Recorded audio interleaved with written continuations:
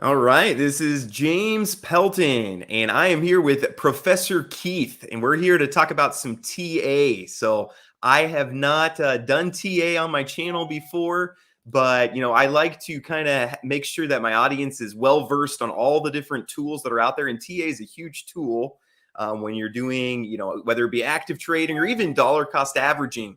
TA is a big part of that, and we'll maybe talk a little bit about that. I have some questions about that. So first thing I want to do is welcome the audience. Again, we can't do any of these things unless we have an audience. No YouTuber would have anything to do unless there was an audience to watch. So appreciate you guys being here. If you could hit the like button, if you like that I'm doing this, if you like that I'm branching out into a little bit of TA and some education, we're not pitching any projects here today. We're just TA and education is what we're here for today. So if you like that, please hit the like button. And go ahead and comment where you're watching from. So we already have from Greece. So he's ahead of the game. I can't read your name. Let's see, Constantine is, I think. I read a little bit of Greek, but not very much. But yeah, go ahead and comment where you're watching from. All the comments and all the likes, those help the YouTube algorithm know that this is important content that people want to see. So Professor Keith, welcome to my channel. Thank you for being here. If you could start by just kind of introducing yourself and give a little bit of your background. Well, thank you for having me. This is awesome. Like I was saying before we started this, it's not very often that people want to have technical analysis information involved with the crypto stuff, and there's a lot of misconceptions about that. We can get into that. Um, I'm Keith. I live in upstate South Carolina. I've been doing technical analysis for several years. I sucked at it at first, just like everybody. You're not very good at what you start with, and you get better. Um, I've got a video that I made explaining, how I did this and whatnot. You can hop over to the YouTube channel and see it. That's TA with Keith Lake. Also have a Discord, 3,266 people in it. Twitter, Carolina Keith _1, just like you see on the screen there. I come from nothing. I'm a poor kid from the trailer park in the Carolinas. I live a suburb of Charlotte. There wasn't much here when I was a kid. Now there's a whole lot less. We didn't have very much, so I didn't have very much to start this journey with. In fact, when I got into crypto, it was 2018. I knew nothing about what I was getting into. In fact, some of the misinformation that I kind of spoke about led me down a path of doing the wrong thing. All right. And it took me a while to adjust to what I was doing wrong, what I knew I shouldn't have done, and how to correct that. And since then, I've been able to do this strictly 100% full time. I was able to quit my regular job. Don't do that anymore. I was an HVAC industrial technician for almost 20 years since I was 19. I'm 38. I'll be 39 in 1 month. So almost 20 years I did that. And that was really, really long time. Body started breaking down and I realized got to do something different here. So I've been doing this. I don't have a 401k. I don't give money to people to invest for me. I don't like that. I do it myself. I started this journey with 25 bucks. If you can start with $25 and do this full time, if I can do it, don't tell me you can't do it. That's essentially the best way to say it. It's fully possible. You must simply only try hard. Nothing in the world is impossible. Less a few things. I'm never going to beat LeBron in one-on-one in basketball. It's not going to happen. Okay. I'm 39, almost 39. I'm 5'11". I can't dunk. Not going to happen. Okay. I realize that. So realistically speaking, anybody can do what I do. You can do it. Anybody can do it. So if that's the case, do it. You're going to make way more money this way. And in fact, you'll actually save as much as you make. Okay, very cool. Very cool. That's a great intro. And we already have some comments that he's humble. That's a nice start. And yeah, I totally agree. Some of my guests get on here and they say, I'm the best that's ever lived. And so it's good to pride cometh before destruction, Proverbs says. So Yeah. appreciate that. Well, thank you. I'm definitely not the best in the world. That's absent and obtuse 100%. Am I good at what I do? I mean, I think I'm good at what I do. Are you good at what you do? Well, if you weren't successful, you weren't be good at it. So don't tell me, that I'm not good at it. Can I get better? Yeah, everyone can improve every single day. There's nothing wrong with trying to improve yourself. I try to learn something every single day just as a human. Forget technical analysis for 5 seconds and just think in real life. What did you learn today, right? What did you do to learn? Furthermore, Yeah. what did you do to help someone? And that's kind of why Yeah. we're here. That's awesome. That's awesome. Well, I appreciate it. So first question that I would have is how would you define TA or technical analysis? Again, I think some of my audience might not have ever heard of this phrase. Sweet. So just how would you kind of define? Technical analysis is super not complicated. It seems complicated to the lay person. And before you say, oh, that's me, my last name is Lay. So I'm literally a lay person. So um, technical analysis is just risk reduction on a grand scale. Often people talk about how they want to remove risk and they don't want to take big risks. Well, that's exactly what technical analysis is to the millionth degree. Um, I make better decisions based on the chart than most people. And what do I mean? What do I mean by most people? Well, most people don't do this. Most people just throw money at the wall and they hope it sticks. I do not do that. That's in a sense gambling. I never gamble with investments. If you like to gamble, we can go to Vegas, we can play roulette or craps. You know you're going to lose. That's gambling. When it comes to investments, I don't gamble. That's over. Um, this is my job. This is my life. I can't gamble my family's life on hopes and dreams. I never ever do that. So it's all just risk reduction on a grand scale. I like to give a good example of a dartboard. If you go to a bar and you decide you want to play darts, relate this to crypto. What most people do is they just grab some money and they throw it and they hope it sticks. You throw the dart at the wall. Not only that, you started from across the room throwing the darts because, hey, I'm the best dart player ever. Watch me. Phew.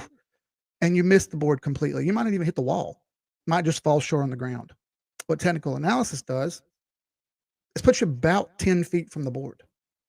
And now not only am I going to hit the board, I'm liable to hit some bullseyes. And as I'm hitting bullseyes and you're just throwing darts, occasionally you may hit the board and say, "Ooh, told you."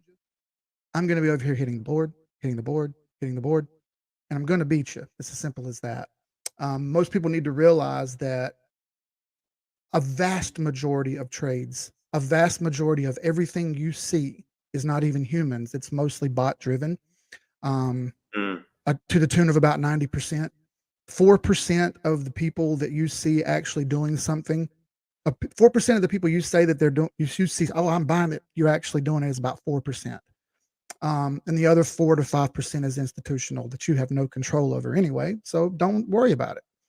Um, Essentially, I'm going to take a massive amount of risk and I'm going to move it down to a very, very small spot. And I'm going to make a better decision than most every single time. I have XRP pulled up on the screen for a reason. It's not because I own any. I do not. Um, it's because it's the second oldest crypto, and the chart goes all the way back to 2013. What do I even mean by that? This is tradingview.com. I do everything on TradingView. There are other trading platforms, charting platforms. I use TradingView for a couple different reasons. Number one, it's the best platform. Most other ones are just kind of based on it to begin with. It's free. You don't have to pay for it. I do pay for it. Obviously, I do this for a living, and you may not. So you may not want to pay for it. It's free. It's just going to pop ads up at you constantly, which is super annoying. Um, so I pay for it and it goes away. Also, after you've used it for a while, they're going to offer you like 3/4 off anyway. So just take the deal, right? So TradingView is where I start. I'm going to fade the camera out here for a second. So the next most important thing to understand is where to start from. People have no foundation from where to invest. Fade this back in real quick. When you got into crypto, you chose to become your own financial advisor. You picked this. You decided no more of the middleman. I am the middleman. I know what I'm doing. I'll do it. Never once has the guy who used to run your financial advisory board, your 401k or whatever you may be invested in, never once did he go, I think I'll do this degenerate thing with your money. He never, ever, ever did that. He took your money and played it safe and did the best thing that he could to make sure he was going to make you some money so that you would continue using him as a financial advisor. He de-risked for you. Okay. Now, the main majority of people in crypto just gamble. They just throw money at the wall and they hope it sticks. And that's got to stop. I'm actually on a little bit of a mission to kind of try to help everyone stop doing that because you don't necessarily need to. Technical analysis is what your financial advisor used in the background, just never told you. All right. This is how he knows to buy into the technology sector or the energy sector or whatever it is. This is how they know how to do it. I'm on TradingView. I got XRP pulled up. The next thing is, well, how do you find the right chart? Typically, doesn't necessarily matter which one, but if you just start typing while you're on TradingView, it's going to pop up and ask you what you want to search for. I'm going to do XRP. I always pair it to the dollar. Why is that? Because the dollar is the king. And until that doesn't happen anymore, I'm going to keep using the dollar as the king. Everyone loves to talk about how the dollar is crap. Shut up. You don't know what you're talking about. Stop. You don't know what you're talking about. I can show you the dollar chart, how it's literally trending above everything that's ever existed. So we don't do that. The dollar is still the king. So right off the bat, if I type in XRP USD, you get Bitstamp, Bitfinex, Binance, Bybit, Kraken. If I just choose Kraken, this chart goes back to 2017. All right, not bad. If I choose Bitstamp, it's an older exchange, this chart goes all the way back to 2013. It's up to you to kind of find the chart with the most data. The reason I want the most data is because the more data I have, the better decision I make. It's real simple. If I know that the light is about to turn red that I'm sitting under, and I'm sorry, it's about to turn green, well, I'm going to prepare to go. If I just sit there and it's been red for 9 minutes and it's never going to turn green, well, the data says I'm stuck. Okay. The more data I have, the better decision I make. This goes all the way back to 2013, so I'm all about it here. I'm also on a monthly chart. Yes, a monthly chart. Technical analysis is not for trading every 5 minutes. You can do that. That is not what it's for. You do not need technical analysis to go day trade. While it does work, that's not the point. We're just better managing our assets. That's it. I'm going to start on the monthly chart. And why is that? Right here, I have monthly, weekly, and daily little stars beside them. That's the 3 main time frames to use for any regular person. That's it. Monthly, weekly, daily, meaning look one time a day for 5 minutes. Everybody has 5 minutes. We all use the bathroom. You have your phone in your hand. You have 5 minutes. Come on, you can do that. At Monthly, least. at least. Mine's way more than that. I'm getting older. I'm getting more regular. I've noticed that as well. So I'm You, stuck, you right? You got to. you eat your fiber, right? Unfortunately, whether I eat it or not, by gosh, it's coming out. So I'm going to the restroom and I'm going to sit there and I'm going to try. You can do this. I'm going to start on the monthly chart. Why do I start on the monthly chart? People always ask me that. It's because I want to see the big picture first. Where are you located geographically, James? You don't got to tell me exactly where. I'm in Lincoln, Nebraska. You're So in Midwest. middle America. Okay. I Yep. know exactly where Lincoln, Nebraska is. And in fact, I'm only about 45 minutes from I-40 myself. You're right near I-40. So I already know that the general direction is west from where I'm at. Okay. Not the point. I'm still going to go to Google Maps and I'm still going to type in Lincoln, Nebraska. And that's going to show me one blue line from him to me. No turns, no directions, just one blue line. Even Google Maps understands I need to see the big picture first to figure out where I'm going. Real quick, I'm going west. That means I don't need to look south, east, or north. That's a waste of time. I've reduced my risk by 75% already. Already. I know I'm going west, not east, south, or north. Okay. That's risk reduction using a map. I'm going to do the exact same thing with technical analysis. I'm going to go to the monthly chart first to find my general direction. Once I know my general direction, I can drop down lower and find a better place to buy. After you find Google Maps and you type in Lincoln, Nebraska, and it shows you one line, then you hit go. And then Google Maps puts you on top of your car and says, turn right at the stop sign, then turn left at the stoplight. But not until you see the big picture. Everyone misses the big picture, which is important. Now, what you see right here, if you're following along, it looks different than what I have on the screen. That's because you're likely in linear mode. In the bottom corner right here, there's a little blue highlight I got on called log. That's logarithmic mode. Linear mode is what this is right here in front of you. Linear mode is on a high time frame, extremely hard to chart. I do this full time. It's almost impossible to come up with an answer by looking at this. This is what is default when you pull this up. If you put it in logarithmic mode, oh, by the way, if you notice these numbers on the right, the price is perfectly in order. 1, 1.2, 1.4, 1.6, 1.8, 2. It's all ascending in perfect order. Basically, TradingView has condensed this and moved it so it's perfect for you to be able to see. I don't care about that. I can scroll around. I know how to use a mouse. So I'm going to put this in logarithmic mode. And what's going to happen is when I do this, Logarithmic mode puts it back into the scale for the candles and not for the price. This just in, everybody, I don't care about the price. I don't care about the price of any asset, whether that's Bitcoin, Apple, the US dollar, it doesn't matter to me. I want to know how much percent I can make if I buy it. I want to know if I sell it, how far it's going to drop, and then I can try to buy it again. I could care less about the number. Now, obviously, if I buy Bitcoin at 30,000 and I want to make 100% gain, it's going to have to be 60,000. That's simple mathematics. The numbers dictate that that's probably not going to happen. This is why I tend not to buy Bitcoin, because it doesn't make as much money. I'm here to make money, not friends. I'll make friends along the way, but I'm here to make money first. You invest to make money, nothing else. It's a very key point that a lot of people miss, by the way. This is not to get followers. It's not to get friends. You will make them. You will get followers and you will make friends, but they will leave just as quick if you don't do well. So those aren't really your friends anyway. You know what I mean? So monthly chart, I'm in logarithmic mode. Logarithmic mode changes the scale back here. If you look, move my camera out of the way again. Now it's still ascending, but it's not in perfect order anymore. All right. And that's fine. We're just scrolling around to find out where we want to go anyway. Now the candles, which you see, are in the perfect shape as they were made, as they printed. They're in the perfect order. And the best way to see this is just to draw a little box here. Inside that box, if you look, that's in log mode. This is in linear mode. The exact same candles are minute now. In fact, all the data from 2013 to 2017 is almost impossible to read in linear mode. So put it in log mode. If you're using any other charting platform that don't have log mode, stop using that charting platform. Can I ask a question real quick? So just to make sure I understand. So the difference between logarithmic mode and linear mode is in logarithmic mode, when as your numbers are getting bigger, then basically you need the scale to get bigger to keep the candle size the right size for as you're getting bigger. So this is pretty much in all math. As you get bigger, you have to change the scale that you're using, or else it's not going to be the right size for what you're looking at. Just so my audience understands kind of the difference there. Absolutely.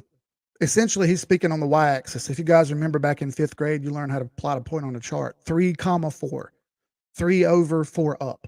All right. That was plotting a point on a chart. We're doing that in linear mode. 3, 1,397,654 is impossible to chart. So if you put it in log mode, it changes the scale of the chart and shows you much easier. Okay. That's essentially what we're trying to do. And in crypto, you're going to see those crazy numbers, like I just said. An example would be what I'm looking at right here in front of you. XRP went up 300,000%. Good luck plotting that on a chart. The paper isn't big enough. All right. So yeah, you need linear mode. One more example, just to make sure people understand. When you we'll say Bitcoin. When Bitcoin went from 1 to 2, that was $1, but it was 100%.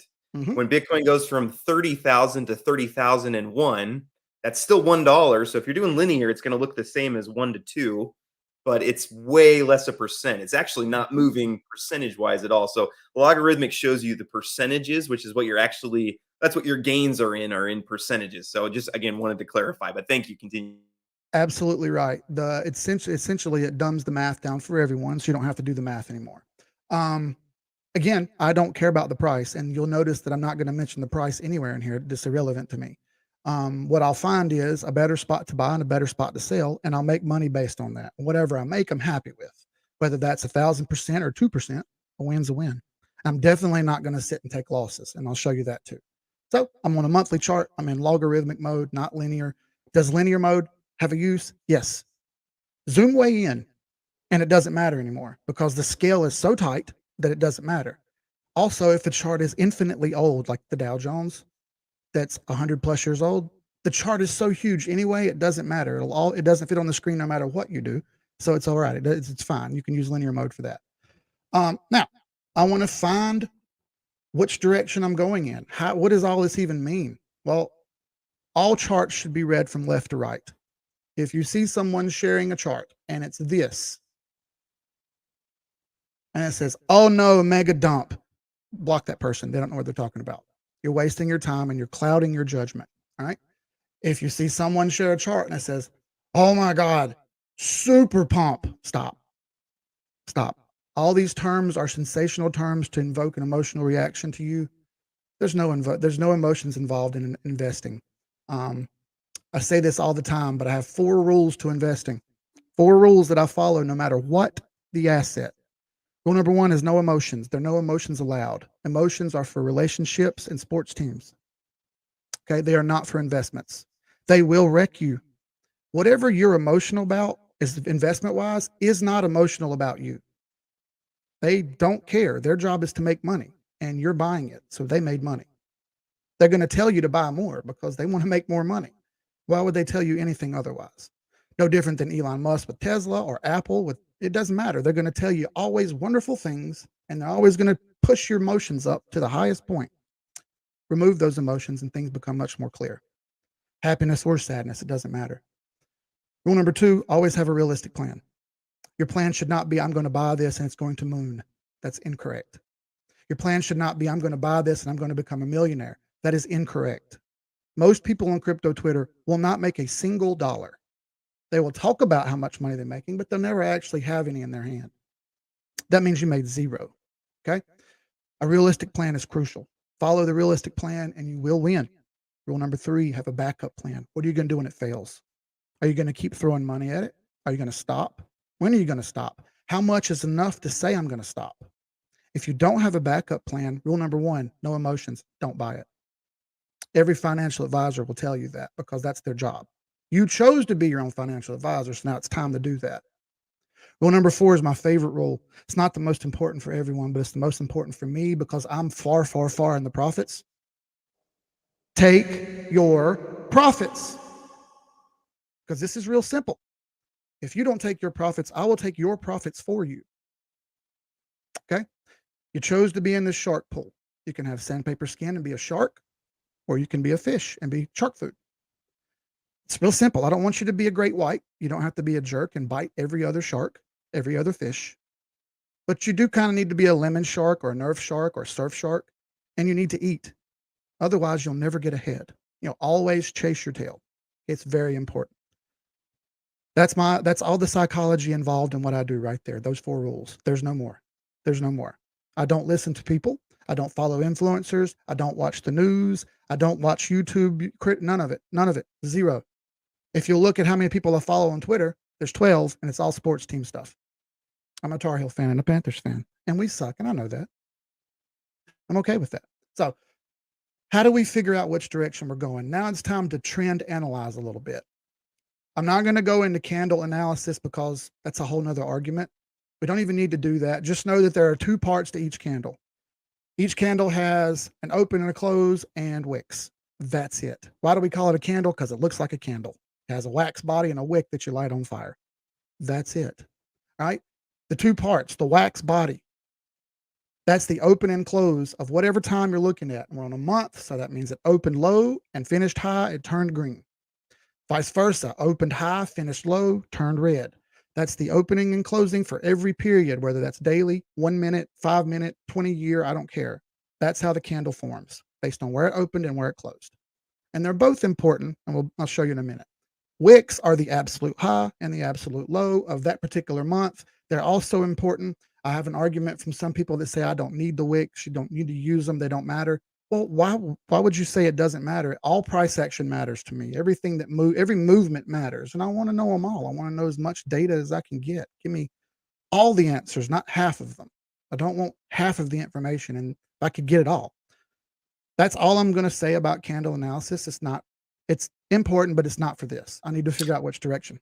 Could you explain a little bit more about the wicks? I think that's something that people don't understand. So like this over on the right, there's that huge red down wick. So does that just means that at some point during that month it sold down there, but eventually the price went back up to where the candle is? Is that correct? Is that the right way of thinking about it? So it's a little different than that, but I'll give you a metaphor because metaphors always help people. Imagine basketball. If you don't know how basketball works, if it's one-on-one, when you bring the ball into the court and you start, the defender has 2 choices. You got the ball and dribbles. He has 2 choices. He can get really close to you and play defense. But if he does that, he's taking a chance and you can run around him. Or he can back up a little bit. If he backs up a little bit, you get to come down the court for free but you're not going to get around them either. All right. This is exactly what you see here. This basketball game was this candle. I know that sounds a little weird, but bear with me. Immediately, you bring the ball into the court and the defender, right in your face, doesn't want to let you move. That's pressure. That's defensive pressure or sell pressure. All right. Sell pressure is when you see a ton of wicks on the top like this. In fact, a longer wick than the candle body itself. That's sell pressure.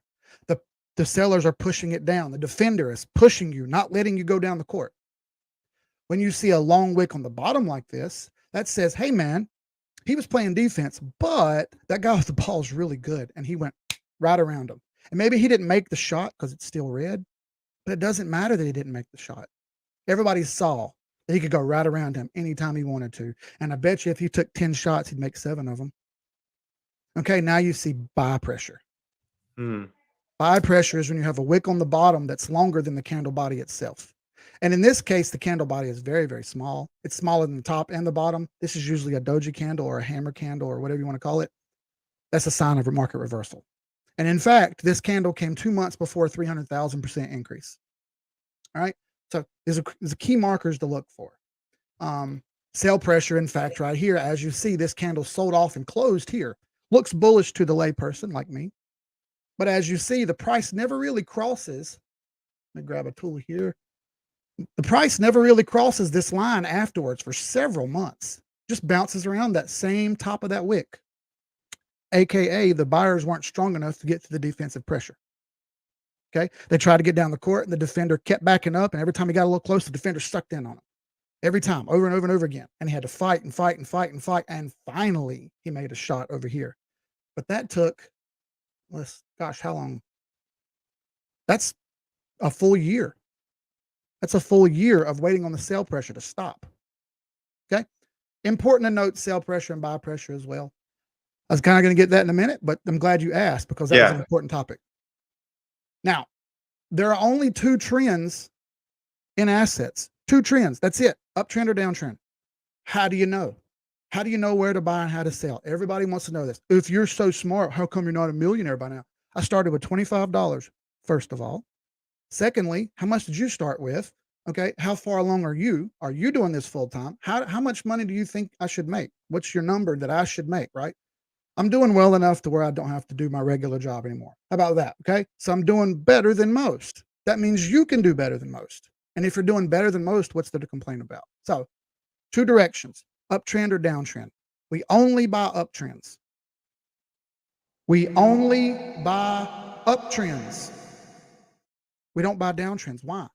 Because if I put $100 into something in a downtrend and it goes down 70%, like almost everything has done, now my $100 is $25. Why did I ever put that $100 in there? Because someone told me that was the right thing to do. Well, that someone probably didn't know what they were talking about exactly, and now you've lost money. What if you just hold on to that $100 until it's time to buy at the right time? Now your $100 is worth $101 or $98 instead of 25 like you were. We can do much better is what I'm saying. And we have to find the trend to do that. Uptrends and downtrends. Are there such a thing as sideways? Yes. But sideways I count as down because you don't really make any money and your money gets stuck and locked up and you have no liquidity. Whenever you buy something that's sideways or down, your money's locked in. The only way you get it back is if you sell for a loss. And who wants to sell for a loss, right? So don't put it in during a downtrend. That's why I preach constantly about that, including dollar cost averaging. I never dollar cost average into a downtrend, and I'll show you that in a minute. So first thing we have to do is find the trend. 2 things for trends, uptrend or downtrend. Each one of those has 2 things as well. For an uptrend, which is what everybody wants all the time, we need 2 things. For an uptrend, we need a higher high and a higher low. That is an uptrend. That's it. That's it. You've heard that before, but now you're going to learn what it means instead of just, I've heard that before. I was watching Mad Money or Fast Money the other day, and I saw over the guy's shoulder a downtrend. And I looked at my fiance and I said, look, that's a downtrend. And he's saying it's going to go up. And she said, well, that right there says down. I said, but he just told everybody it's going up. She said, well, why did he do that? And I said, well, he looks nice and he's on TV. What did you expect? He's not going to say it goes down. Who owns that station? Oh, Disney owns that station. Of course they're going to tell you it's going up. So I felt like I was screaming at the TV yesterday, watching a downtrend in the background as he's saying the price is going to go up. Blew my mind for a minute. For a downtrend, we need just the opposite. We need lower highs, and I'm going to misspell stuff on purpose. Lower lows. That is a downtrend. People say, oh my God, you misspelled that. Well, you can't even spell. I'm going to tell you something now. I misspell words and I don't really care. And there's a really interesting thing that Einstein used to do. He would misspell words on purpose during a seminar, and he would leave them misspelled, and he'd write them up on a chalkboard misspelled after he gave out a handout with misspelled typewriting. And whoever stood up and said, hey, you misspelled that, he would ask them to leave. Why? Because if you were more worried about the spelling of the word than what the context of the word meant, I can't really help you anyway. That's what he said all the time. I thought, dang, that's a really cool point. He also didn't know how to tie his shoes and didn't really care to learn. He said it was more important learning the theory of relativity, which is an awesome way of looking at things. Don't miss the big picture, okay? How do we find the uptrend or the downtrend? We're going to use the candle bodies that we just talked about, the openings and closings. We're going to mark them, and we're going to find points on the chart, whether they're up or down. That's it. Once we find those points, we can analyze and see whether we have an uptrend or downtrend, whether we should be buying or selling. What should we be doing? Okay? And we shall. I'm going to grab my drawing tool right here, a brush. I always use a bright color. Why? Because I'm almost 40 and I'm getting old, and it's hard to see the not bright colors. So right off the bat, I see some candles bouncing around on what would be a kind of make-believe line right here. All together. It goes from red to green to red to red to green, all kind of right around the same little spot right here. All the candle bodies kind of touch the same little line. This shows me a point of interest. It's actually a support line. It's not really the point for the example, but it shows me a place where the chart trended. Okay, I'm going to mark that. If I read from left to right, like I do every single book, I'm going to read a chart the same way. I start to the left and I work to the right. This is the next place. This kind of comes right back down to the same line afterwards. If you get hung up on a point and you're not really sure, just move on to the next one. There's no reason to be a micrologist about this stuff. You don't have to be. Just get close. And that's a made-up word. Micrologist isn't a real word. After this point, we clearly have a reversal right there. Clearly a reversal right there. We read from left to right. So far, all we have is a point that is a low point.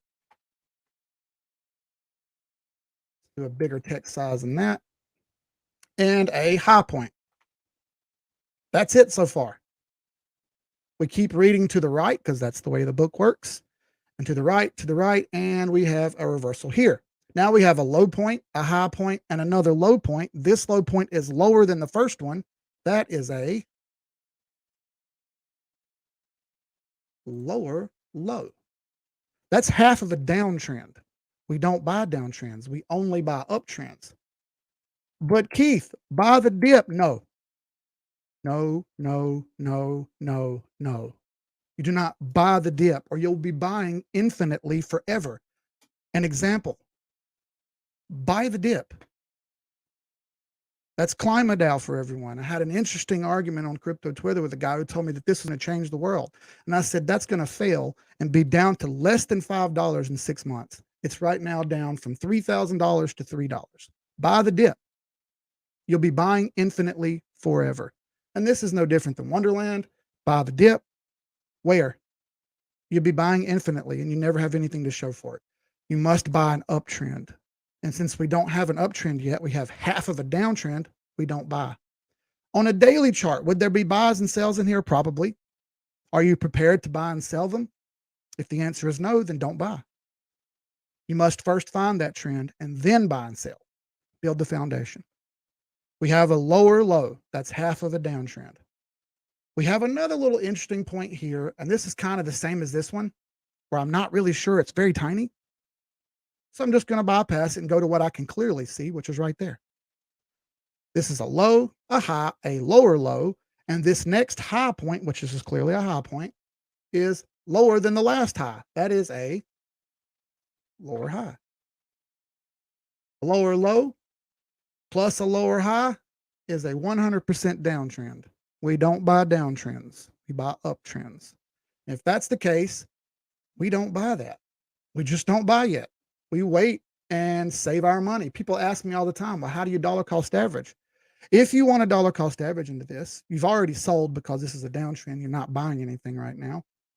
You take $100 a month as a good example. So far, it's been, this is 2013, August, I'm sorry, to December 14th. So a year and a half.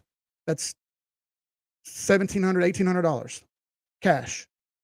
Now you've saved $100 a month, $1,800, and you're prepared to buy when you get a buy chance. Now you're ready to dollar cost average on an uptrend, not a downtrend. You're not just going to throw your money at this because $1,800 put into this right now is worth far, far, far less. Okay? So you're going to wait for the right time to buy. After this high point, we come back down to the right, like we always do, and we see a point of interest right here, reversal. And this is hey, that's a higher low. Nice. We got something to look at here. That's half of an uptrend. What do we need to finish that uptrend? We had a higher low. We need a higher high. What do we get? We get a lower high.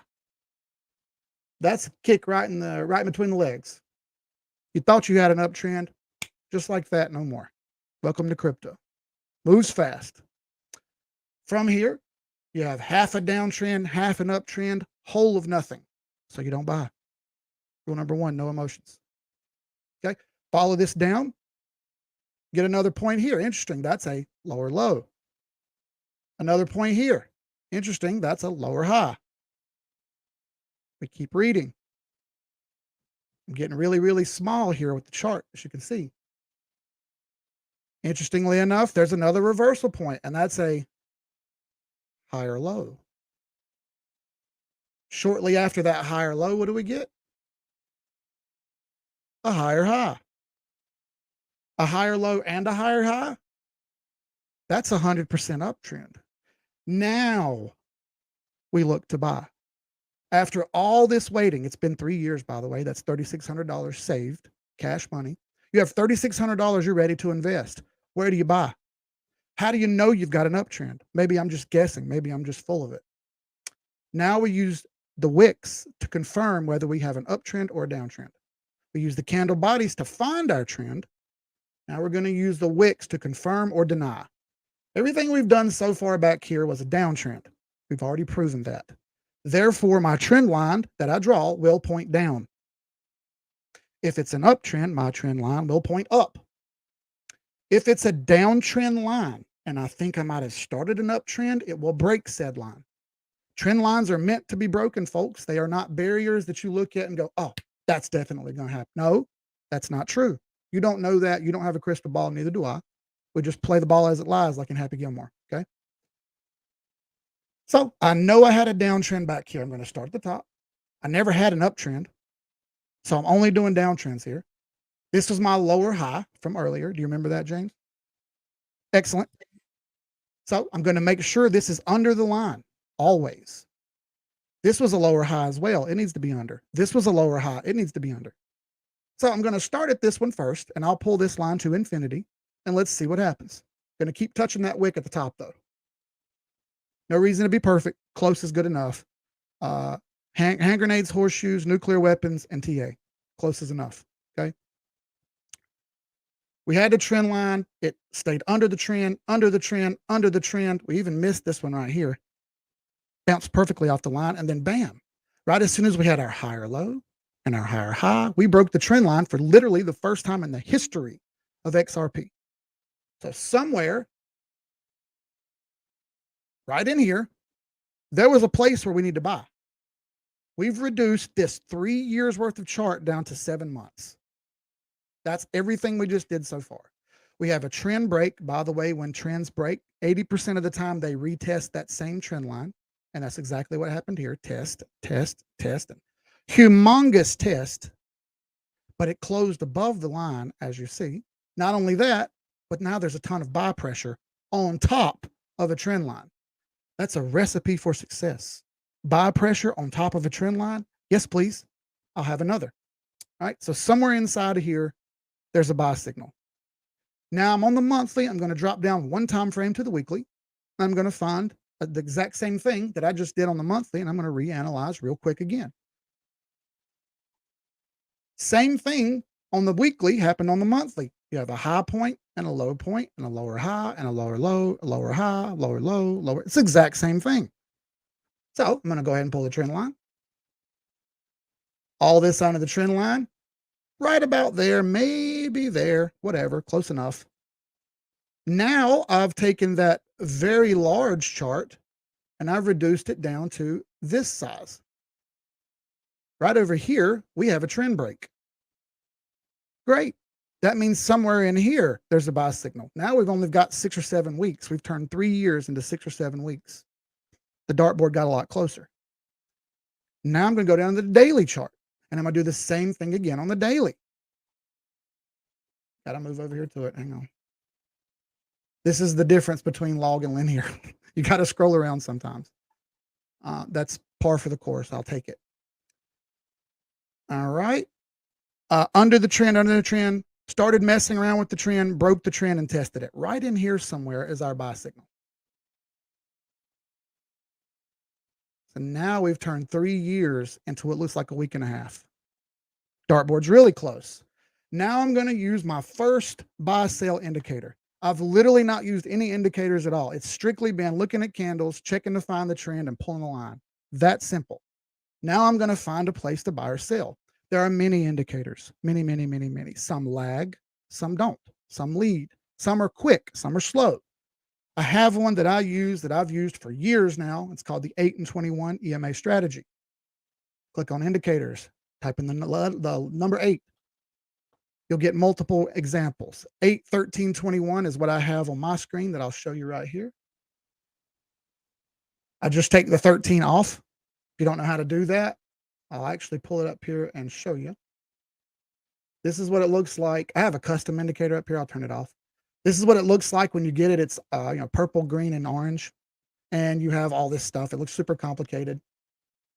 Right here, yeah, this one, purple, green, and orange. Looks all complicated. You got three selections. This is the 8, 13, and 21 EMA. I get rid of the 13. I turn my 8 EMA to bright green because I'm old. So I want something that's bright, that contrasts my eyes and immediately gives me a signal that I want to see. Now, there are 4 rules to this indicator. Everything that we've done so far has been trend analyzing, just finding the direction. Just give me the general direction so I can hit go on Google Maps and I can get there. Now we're going to hit go. All right. Sorry, could you, what's EMA stand for? What is that indicator exactly?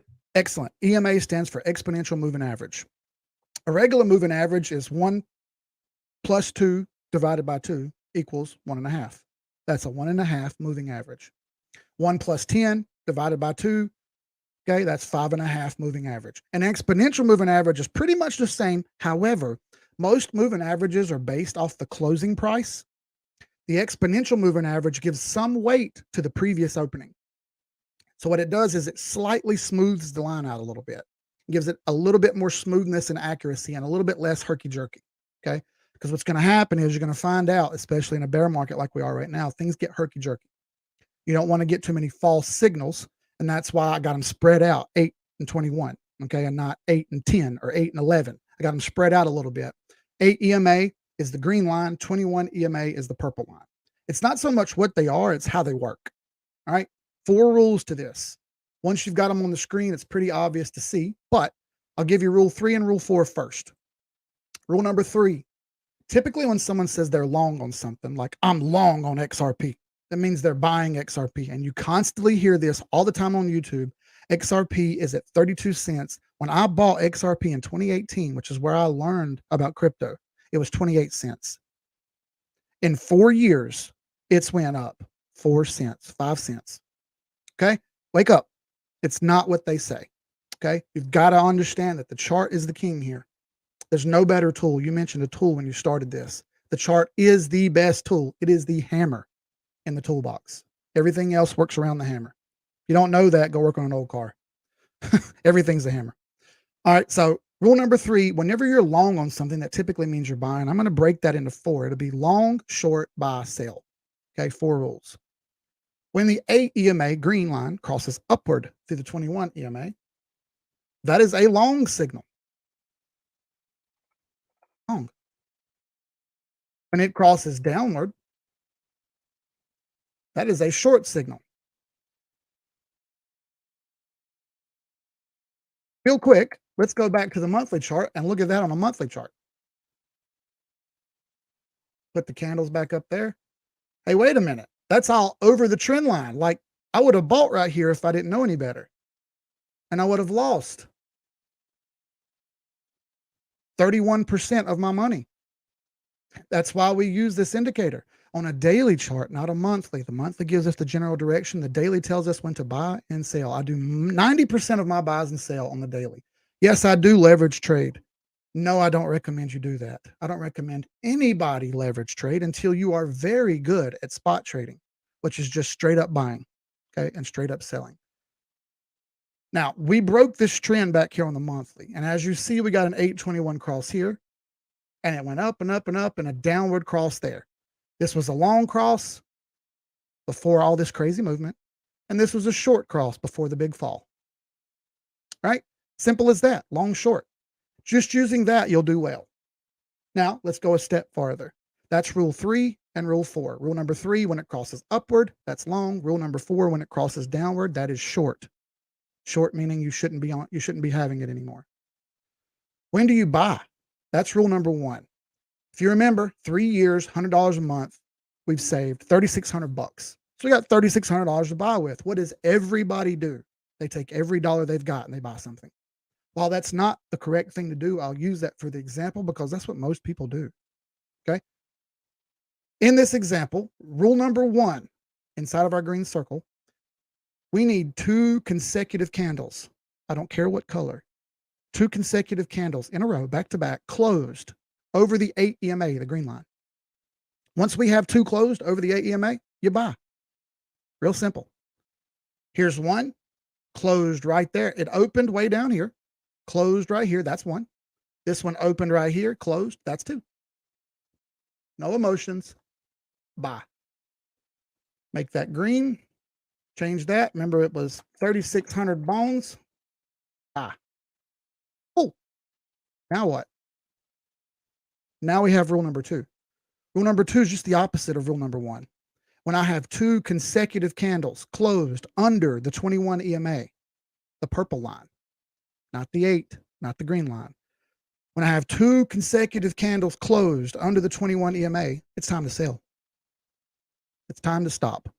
Example. You should have sold Climadow at $2,508 and then rebought at $18 and then resold at $20 and should not buy it again since. Okay. Wonderland was a sale November 25th at $8,387. To this day, at what appears to be $22, it's still not a buy.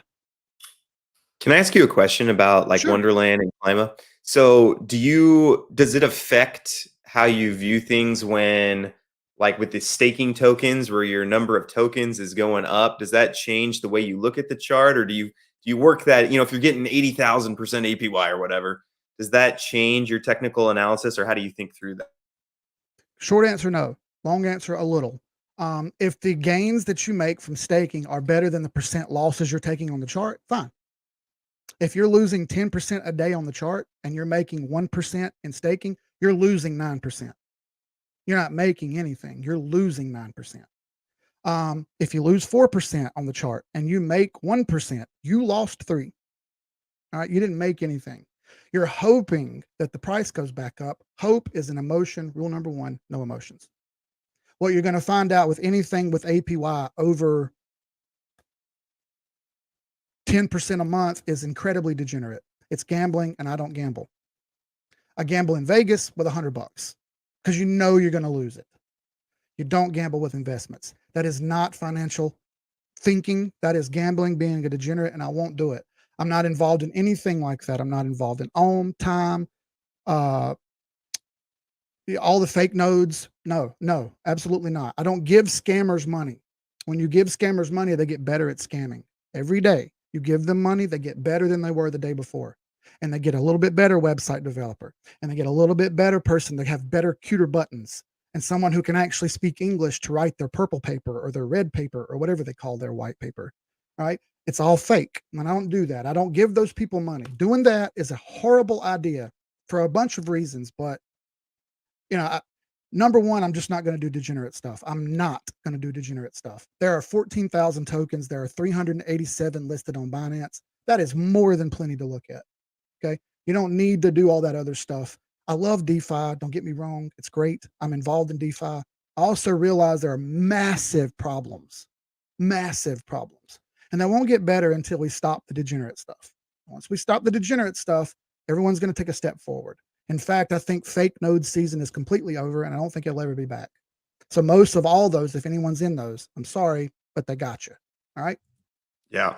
And actually, I wanted to bring up one comment somebody had that I thought was a really good point.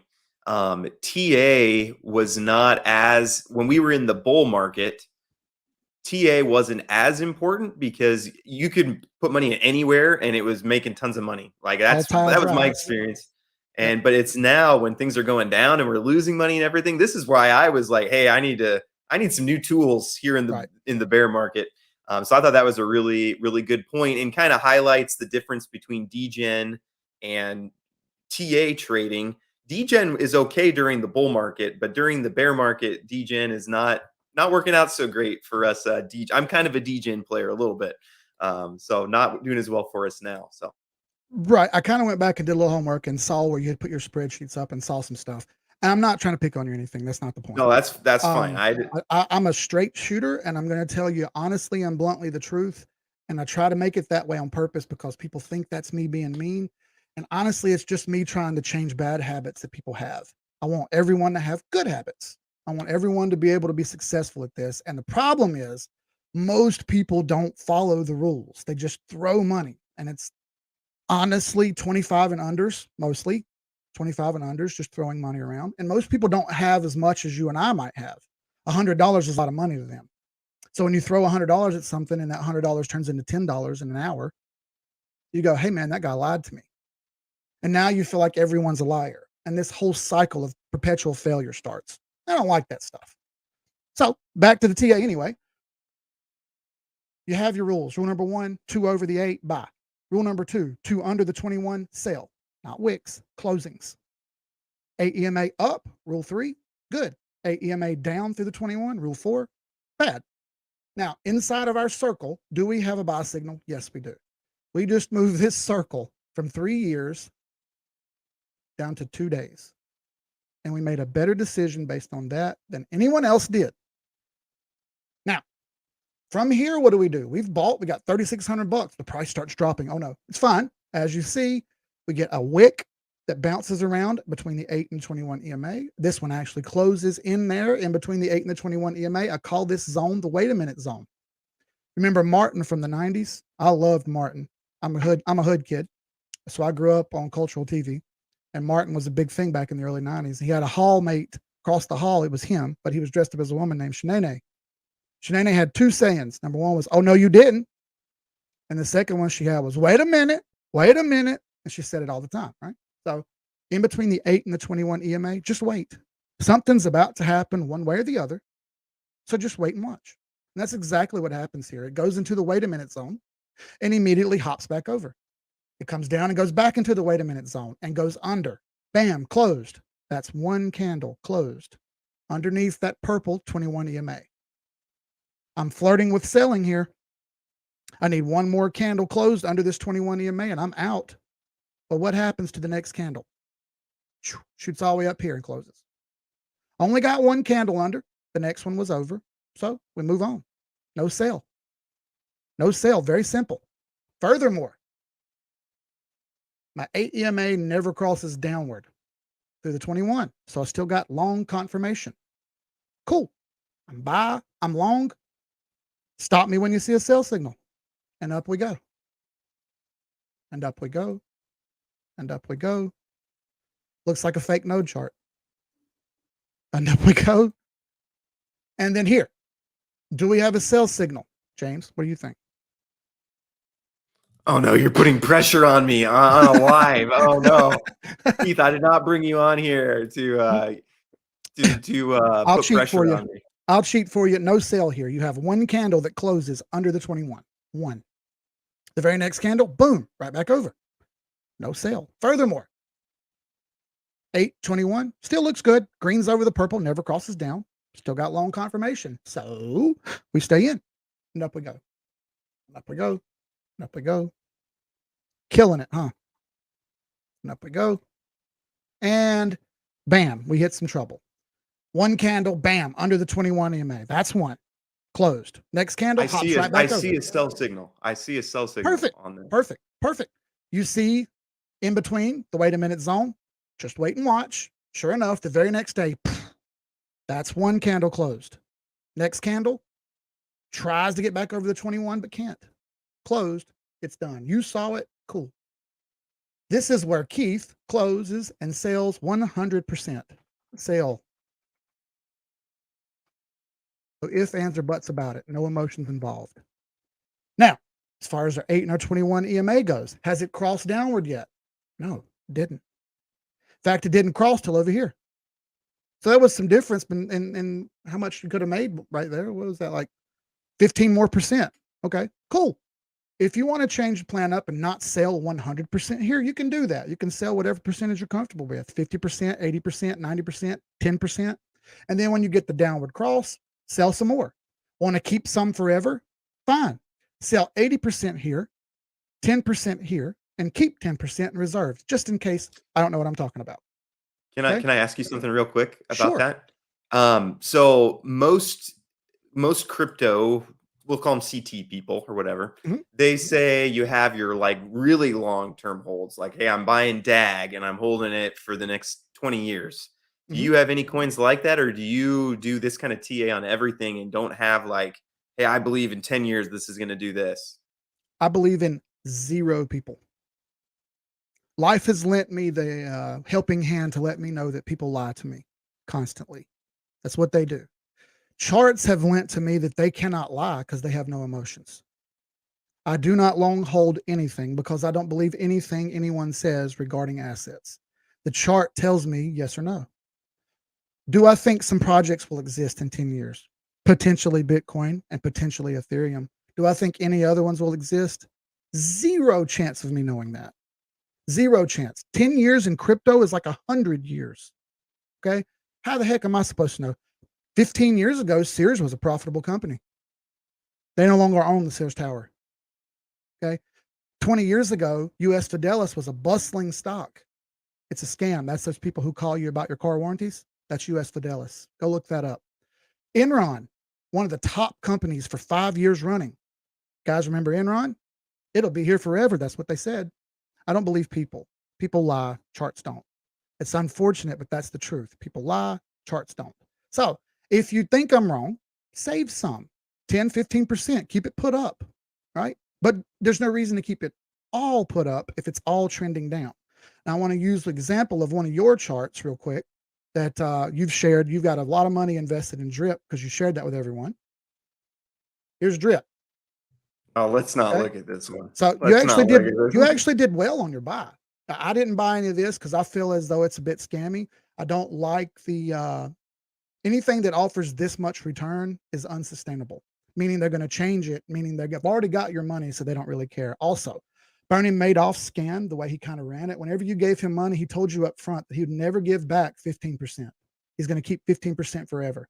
Bernie Madoff ran a massive Ponzi scheme. The way Drip works is when you put your money in, they get 10% off the top. Sounds exactly like Bernie Madoff. Only you don't know these people like you know Bernie Madoff. Bernie Madoff was a billionaire, right? He knew all the rich celebrities, and he still pulled off one of the biggest cons ever. All right. This is why I don't get involved in scammy type stuff. But hey, look at the 821 EMA. You bought at a good time. You didn't buy the perfect time, but you bought a pretty darn good time. In fact, the price went up exponentially. However, right here on February 17th, we have a short signal. What has happened since February 17th? Nothing but down. No long signals, no buy signals. Right about here is the time to stop putting money into the ecosystem, because every dollar you put in is losing more money than it's making. In fact, that 1% a day since the time you bought till now made you 200% minus the fees, minus the 78% loss. So you made about 113%. All right. By the numbers, by the chart, you made about 113%. You had to buy way back here almost 8 months ago in order to make 100%. Is there any guarantee you're ever going to get any more money exponentially out of this? No, there isn't. In fact, this chart is on a death spiral. And if you're wondering, can it get worse? Yes. Climadow, Wonderland, Ohm, all prove that it can get worse.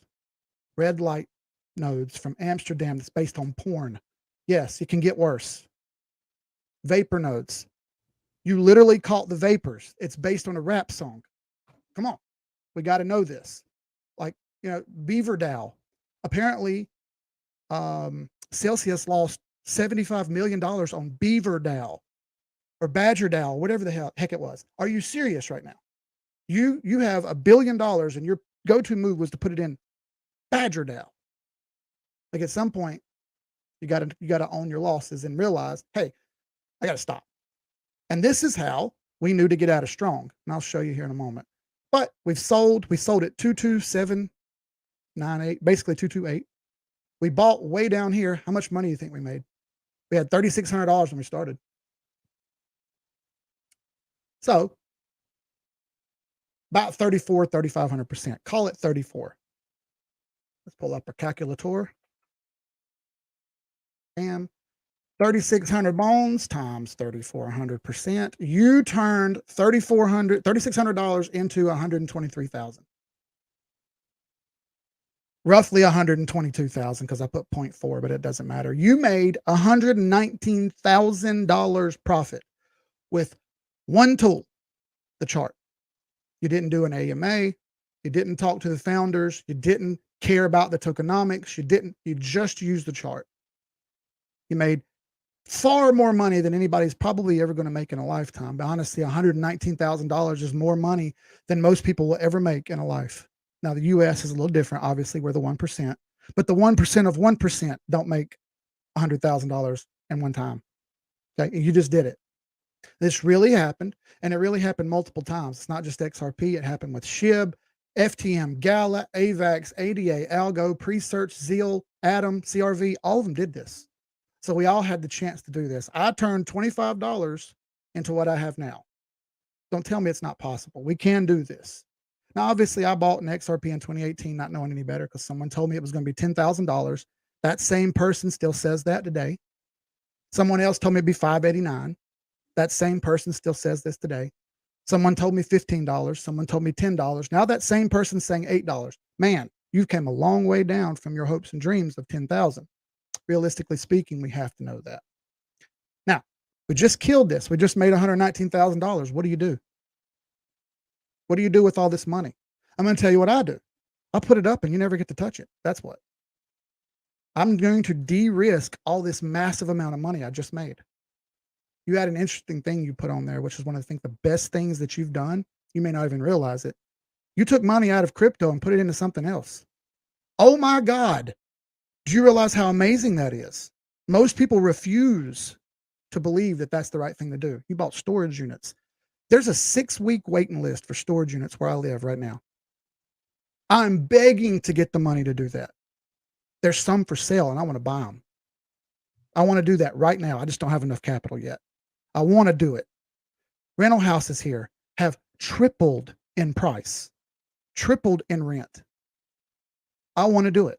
Are you kidding me? You've just taken crypto gains and put it into the real world. Yes, please. Can I have another? That's amazing. More people, most people don't do this, and that has to happen. Yeah, I think it's hard emotionally if you just made 100K in crypto. What you think mentally is, oh, I'll make $1 million now. I'll put 100K and make $1 million. So yeah, that's a good Yep, you gotta be smarter. I'm gonna take that 119K and I'm gonna put 100 of it up, and you're never gonna see it again. And now I've gone from $3,600 to use to $19,000 to use. Once I make another big lick, I'll pull out another massive amount of money and I'll put it up, and you'll never get to touch that either. I'm never gonna give you or anyone else the opportunity to get it from me. I'm going to use it in the real world. I say this to people all the time. How much money have you taken out of the system? How much money have you used in the real world? I haven't put money into this system since 2020. I haven't added a single dollar cash since 2020. I've only taken out six figures. What has anyone taken out? If you're telling me about how much money you have, then let's see it. The answer is, oh, well, it's still in Bitcoin. Oh, I made $1 million on Doge, but I still have it all. But that's okay because it's going to be $20 next year. No, you used to have $1 million. Now you have 250,000. That's what you have. And that's unrealized until you click the sell button and move that to your bank account. Otherwise, you have an unrealized gain that means nothing. Move those dollars over and use them. You have no guarantee that this will be here tomorrow. Nothing is promised tomorrow today, just like Kanye said. All right. You cannot expect that crypto will be here forever. If tomorrow the government really wanted to, hey, no more. They already admitted to watching everything we do. Tomorrow they can stop us if they really, really wanted to. Could we get around it? Probably. The internet's undefeated. But realistically speaking, what are you doing with your money? How long are you going to do this? How long are you going to push it? How far are you going to push the envelope? How far do you want to take it? And the answer for me is I'm only going to take it till I see a sell signal. XRP right now, after talking about all this, what do we see right now? Definitely not a buy. Definitely not a buy. If we go to the high time frame and we look at monthly first, clearly a downtrend. No thanks. The general direction is down. I'm not looking north. Once the general direction has stopped going north or south, I may look east or north, but not until then. We don't have any proof yet. Is there more to technical analysis is there more to technical analysis than this? Yes. But this gives you the solid foundation to understand. Find the general direction.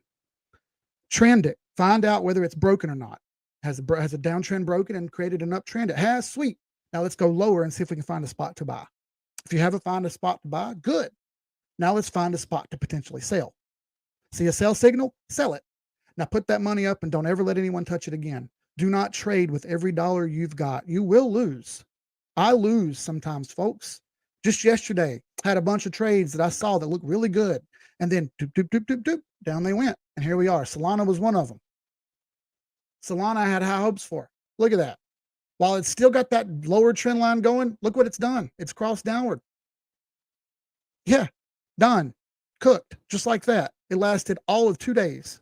And now it's right back downtrending like it was. And here we go. Back into the cycle of down. It's crucial that we do this. It's crucial that we understand we have to play the rules correctly. We cannot get emotional. You will lose. That's about all the beginner needs to understand. From here, you can branch out and go so many different directions. There's Fibonacci lines, pivot points, RSI, MACD, stochastic RSI, tons of other moving averages, the KDJ, all this other stuff you could use to make a better decision. But this gives you the simple foundation. And hopefully everyone picked up on a lot of this. Hopefully you picked up on a lot of this because this is all real stuff that I use every single day. What I did, I just do all day long. Yeah, this was super helpful for me. I'll tell you one action I took while we're talking is I turned off all my my DCA bots on KuCoin, Oh, okay. because I'd rather DCA in at good buy times rather than just because I have them set to like once a week buy this, once a week buy this, and without any thought to the chart or any Mhm. down or uptrend. So I'm going to turn those off, and I'll still dollar cost average in, but you can wait for buy signals to Yeah. dollar cost average in. So let's So that say this changes, like you're saying. Let's say this 821 cross happens. Okay. Start dollar cost averaging again. Once a month, put money back into the system. As long as this stays going up, continue to do that. And every time this changes and points back down, stop. Okay. Obviously, on a daily, it's going to happen more. You don't have to do it on a daily chart. I understand not everybody wants to sit and watch this stuff. I get it. Just do the weekly. This thing, Solana sold off on January 17th, 22. and made a sell signal right here and hasn't made a buy signal since. Simple, done. I'm not going to buy until this changes. And I have obviously, again, there's more to what I'm saying, but I'm giving you the basics. There's nothing yet here to buy. I have a few questions for you. Sure, please. Could you actually, would you mind doing the DAG chart? Because I know DAG is a big one that everybody's saying buy, dollar cost average, just buy it up. Do you want to just look at that chart a little bit and just kind of give your thought? Not everybody, but yeah, a bunch of people. Because what happens is essentially all the people who were peddling a bunch of fake nodes have now moved into what are real nodes, and they're trying to reconsider what they've done to be massive failures and fix it. But you go to what's a given. Okay, DAG is real. Does one of their subsidiaries of the United States government that's a subsidiary have a deal with Constellation? Yes. They also have deals with 8 other cryptocurrency companies. Did you buy any of those, or did you just buy this one because this is the one everyone hawked on, right? So let's be careful here. Technically, we've broken a short-term trend line. Cool. We don't have a buy signal yet. In fact, you look at the high time frame, this thing looks miserable. 115,000 per node, 80,000 per node, 47,000 per node, 12,500-ish per node now, or 16,000, I think. It's come down a little bit. I had it on there, but I took it off because the chart got jumbled. Obviously, it's mega downtrend on the weekly. Daily, there was a shorter term downtrend right here. It's broken. It's bouncing around on top right now. Gotta wait and see. Until I get some confirmation here, I'm not doing anything. Now, I actually considered buying one of these if the price got right. Me and some guys in the Discord had talked, and we were like, dude, if it hits 2.5 cents, that's $6,600. I'm with it. That's also a key level for support. All right. So if it hits that, okay, I'll break down and do it, because even though the returns aren't amazing, they're still good. And the chart's likely to trend up from that point. So I wouldn't be losing money. I'd make it back. It'd just take a while. So technically, not a buy or a sell. It's just sitting right there waiting. I have a green circle around it. Why? Because I literally just did what I do in real life for you. I'm sitting right here on the daily saying, oh man, we're about to get a buy signal, and then psych, didn't happen. Now it's right up underneath it. Invert this chart and it looks really, really good. I can't see. Here we go. Invert. Suddenly this looks like a buy, but I had to flip it upside down to do that. All right. Don't want to do that, but the example stares enlarged for you there. How did we know how to get out of strong? People ask me this all the time. It's probably the last thing we'll say because it's been about an hour. I told everyone that I was selling strong at $1,200. I'm going to sell at $800 and I'm going to sell at $1,200, and I'm going to stop putting money in. I haven't put any money in strong, by the way, since all the way back here in March 21 when I bought. Why did I buy? Well, we broke the trend. I found out about it, and as soon as I saw a little bit of an uptrend, I bought. We rode the trend up, rode the trend up, rode the trend up. It hit $1,200. I was able to tell everyone via TA that was going to happen. It shorted at $911. This is in October, November area. I think I'm not sure when you bought, but based on your spreadsheet, you bought somewhere around in here. This is the absolute top. You bought the absolute top. Yeah. All right. From there, we had a little short-term uptrend, but it was just a bearish retest. And then bam, we haven't had another upward cross since then, and it's all the way down to $7. If you had sold the bearish retest at $5.96, that alone is 88% savings. Let me pull up my measuring stick here. Yeah. Actually 98% savings. Oof. So I get it. Did I have strong nodes? Yes, I did. I had 45 of them. I bought a majority of them back here. And then I just took profits all the way up. We were actually in Vegas in October, all sitting together at a roulette table, asking each other, what do you guys think? What do you got? We all came to the conclusion, hey man, I think we've milked this cow for all it's going to get. It's probably time to stop.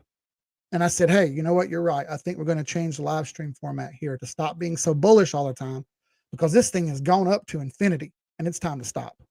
And then sure enough, we broke the trend. And from then on, hasn't done a single thing good. You can kind of see the trend lines there going up, kind of see the trend line forming, going down, and it just never really gave us Any good news since then? Yeah, absolutely. Well, I've got like 5 questions for you, and Sweet, then the audience has a couple, so I don't want sweet. to take Let's up too roll. much of your time. I got But time. We're good. this has been super helpful for me. So I love learning, and this is what I've been looking for. So first question is: Do you ever do you short then based on some of these charts? Sometimes. I have an active short running. Oh crap! I closed it. I was going to show you. I have an active short running on AVAX right now. I short all the time. Yes, Okay, and absolutely. you just This kind of works do it. just as good in the other direction, going down as it does up. Okay, so you just do the exact same thing, but in the You other got it. direction. Now, Gotcha. understand that you're doing it with leverage, and I don't recommend anyone does that until you get good at this first.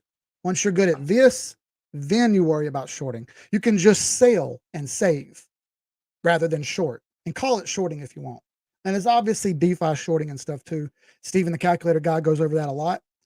Me and Steven talk a lot about that stuff, and he's got some pretty cool strategies for borrowing and selling, and then rebuying, and then giving back what you borrowed and keeping the rest. It's not a bad strategy at all. So, but yeah, I short all the time. Absolutely.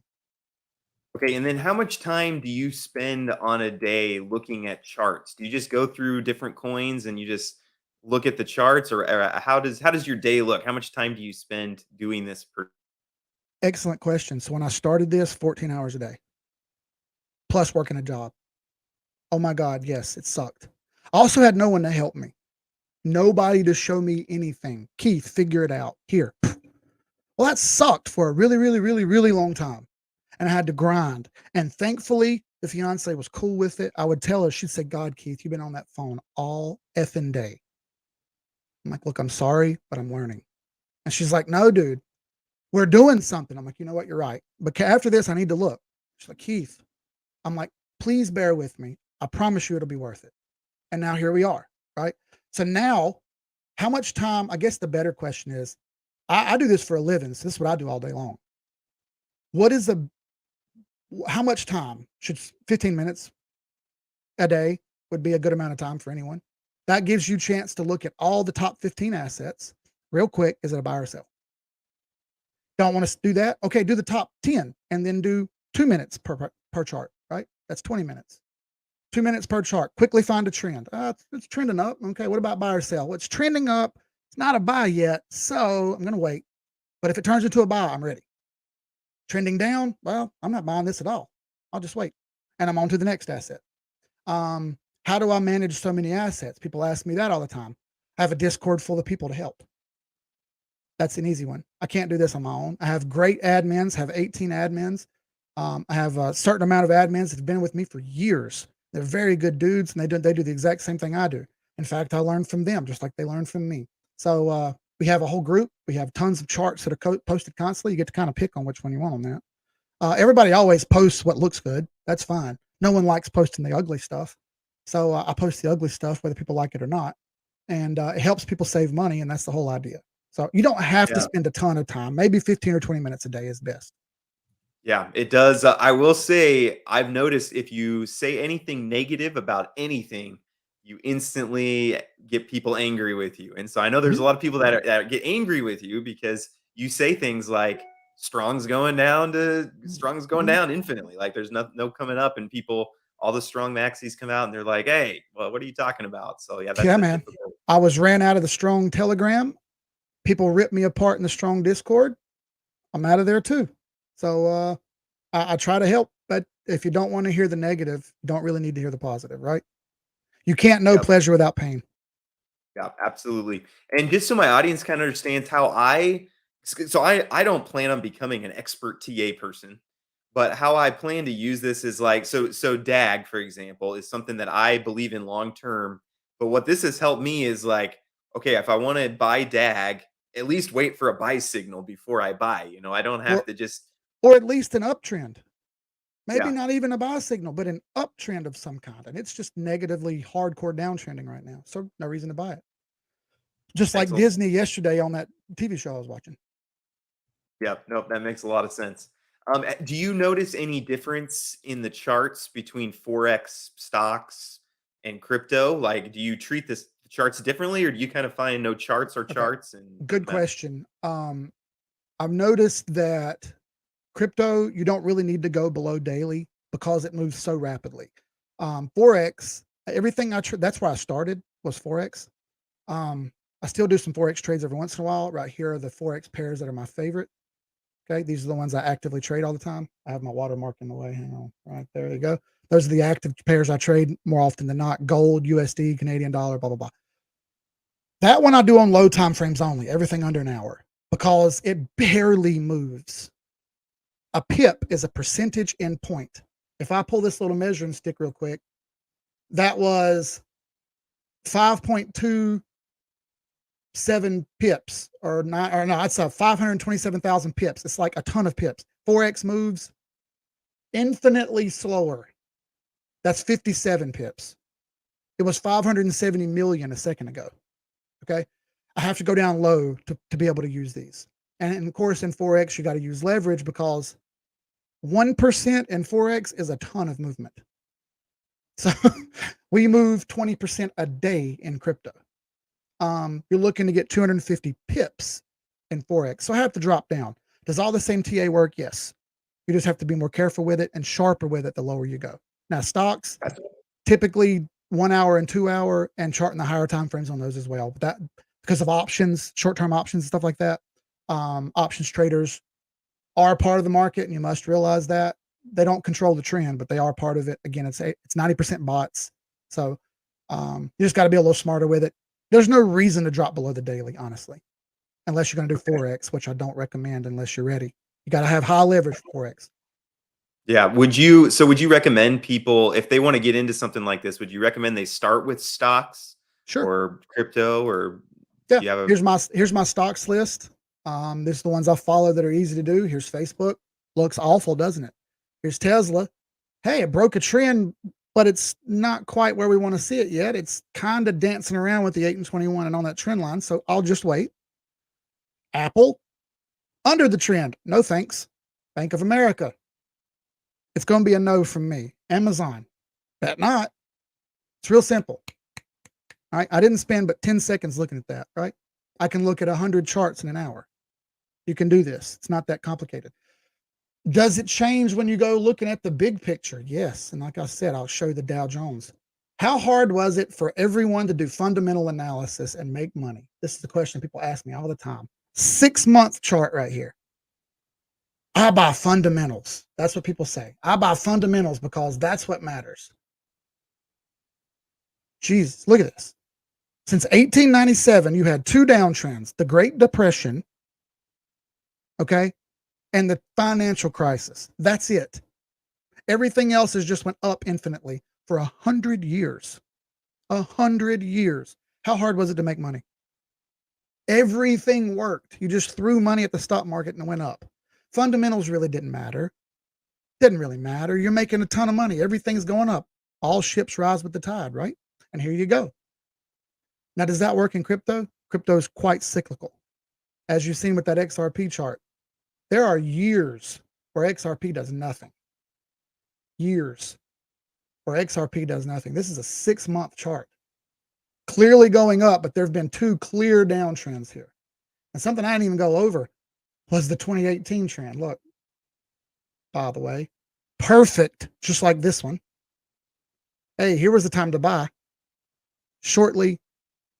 Just shortly after all the SEC news, which bounced right on the trend line, by the way. Here's why I don't care about the news. Look at that. It bounced right on the trend line. If the news made it go down, why didn't it go down to 0? Why did it stop at the trend line? That's what I ask people all the time. They don't really have an answer. So from there, it trended up. If it's in an SEC lawsuit, why is it trending up to $2?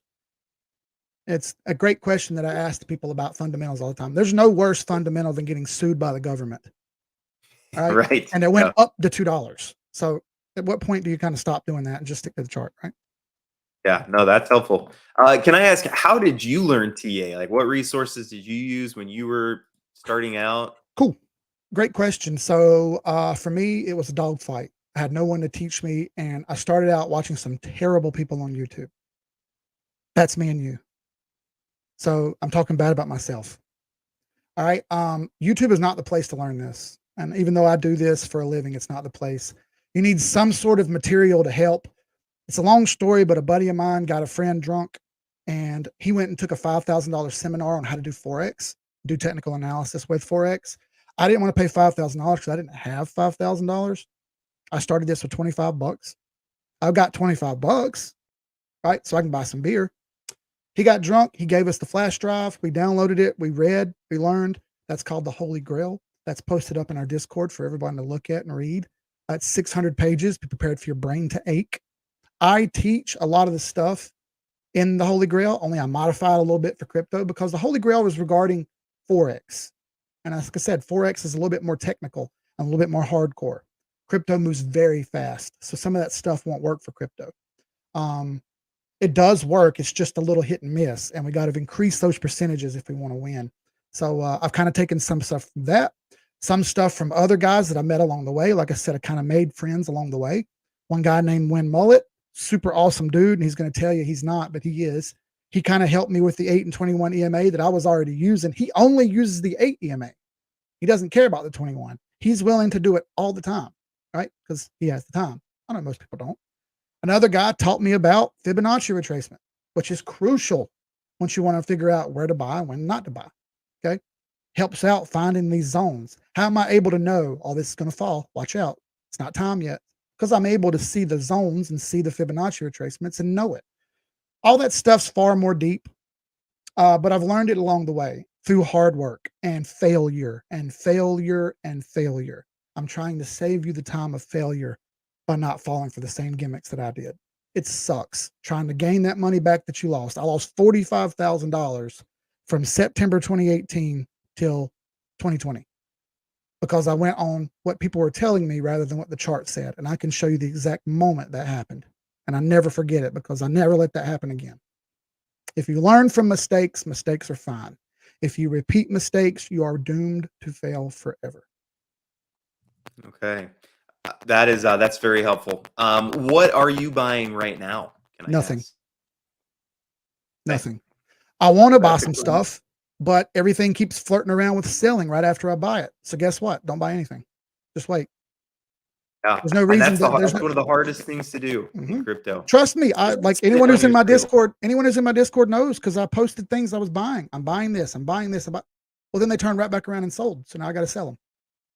Okay, that's part of the game. I'm trying to buy the bottom here, and this is part of the game. This thing could run sideways for 2 years, and you keep buy sell buy sell buy sell. That's going to suck, right? So how about we just wait for an uptrend? So I've kind of thought about this over the last couple of days. And I said, you know what? I think I'll just sit back and do nothing and wait and sit on stable coins and just sit here and earn free money on stable coins until someone tells me I can't do that anymore, which is kind of happening now, by the way. So I can't really trust them either. So it's a matter of just sitting here waiting, seeing if I find a buy signal anywhere, and when I do, buy. Otherwise, I'm sitting in stables and sitting in cash. I have a ton of stables and cash just sitting waiting. In fact, I moved some out of stables just into USD in case stables fell also. Okay. That's very helpful. Now there's your robot voice. Oh, did it start? Oh no! Here, 1 second. Maybe. There. How's that? There it is. Better. Okay, I just turned my Yeti microphone. Once in a while, it just turns on this robot voice. I don't know why. I get it. So, do you, for people who don't want to do TA, but they just kind of want to get your take on it, do you do that in your Discord group? Like, if that's what they're looking for, is just your signal? I'll post charts. I don't post signals. I think posting signals are a gimmick. I don't think anyone should copy me. Everybody's different. Everybody has a different amount of money and a different amount of risk tolerance. You posted on your spreadsheet, you have $1.3 million. Hey, guess what, y'all? I don't have that much. I'll tell you straight up, I don't have that much. What my tolerance is going to be much different than your tolerance. Some people have $100. So me saying I'm going to buy $1,500 worth of AVAX right here just floors people who only have $100. So I'll tell you what I'm buying, but I'm not telling you to buy it. I don't want people to copy me. I want you to make your own decisions. I'll show you how to chart. I'll show you how I'm doing it. You can see how I'm doing it and use those tools for yourself. And you can see where I buy and sell. And you can say, hey, man, he's screwing up right here. Or, hey, I like what he did. You can make your own decisions. Tons of people post what they're doing constantly. Everything that I do on the live streams or everything that I do on Twitter goes on the Discord first. If you're a Discord member or a Patreon member, and you want to upgrade it and get full access, that's in the unlimited chat.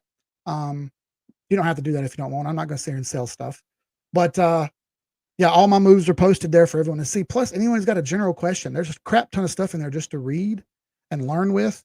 And then if you have a question, all the admins and other people are going to try to help you. That's the whole point in the Discord, is to teach and get a smarter hive mind and not have a bunch of people all doing the wrong thing at the wrong time, because that's exactly how the wrong stuff happens. A lot of these current Discords, if you go in them, like if you go on the red light nodes district Discord, it's a crap show. The strong Discord, total crap show. Except if you go to the chart section. Those people in there have a little bit of sense. And you go, hey, wait a minute. Why isn't everybody doing this? All of a sudden you start to realize, oh, they don't want to hear the bad news. They don't want to hear the truth. They want to be told, tell me to buy, tell me to buy. I'm just not going to do that. I think that's the wrong thing to do. Morally, it's the wrong thing to do. And monetarily, it's a terrible idea. Yeah, I love that using this as a tool and not a copy, like you said. It's not like, oh, copy everything that Keith does, because like you said, everyone just has completely different situations, different risk tolerances, different things that they believe. And so using this as a tool and integrating it in with the other tools that you have at your disposal is that's why I want to learn it. I think that's awesome. Right. Yeah. Technical analysis is just a hammer. Like I said, use it, hit some stuff, then learn what not to hit. And then you go, hey, I'm not going to smack this piece of steel because it's going to vibrate my hand. I'm not going to do that again. I think I'll go over there and hit this wood because I can dent it. Okay, you've learned. Now you're going to use that forever. That's the whole idea. We want people to learn and be smarter. We've lost some people along the way who got angry about the prices going down. We've also had some people whom do it themselves now, which is awesome. People have taken the next step. People have started, hey, I think I want to do what you're doing, Keith. Awesome. I will absolutely pat anyone on the back who does that. I want to see everyone do better for themselves. One of my admins, Tony, he does the same thing I do. Papa Nick Fresh, he does the same thing I do. Okay. Electric Ken, he's teaching too. I want everybody to be able to do this. It's not just me who's doing this. You know what I'm saying? It's other people. Groot, I am Groot, who's been in my Discord. He's in Steven's Discord. He's there to help people.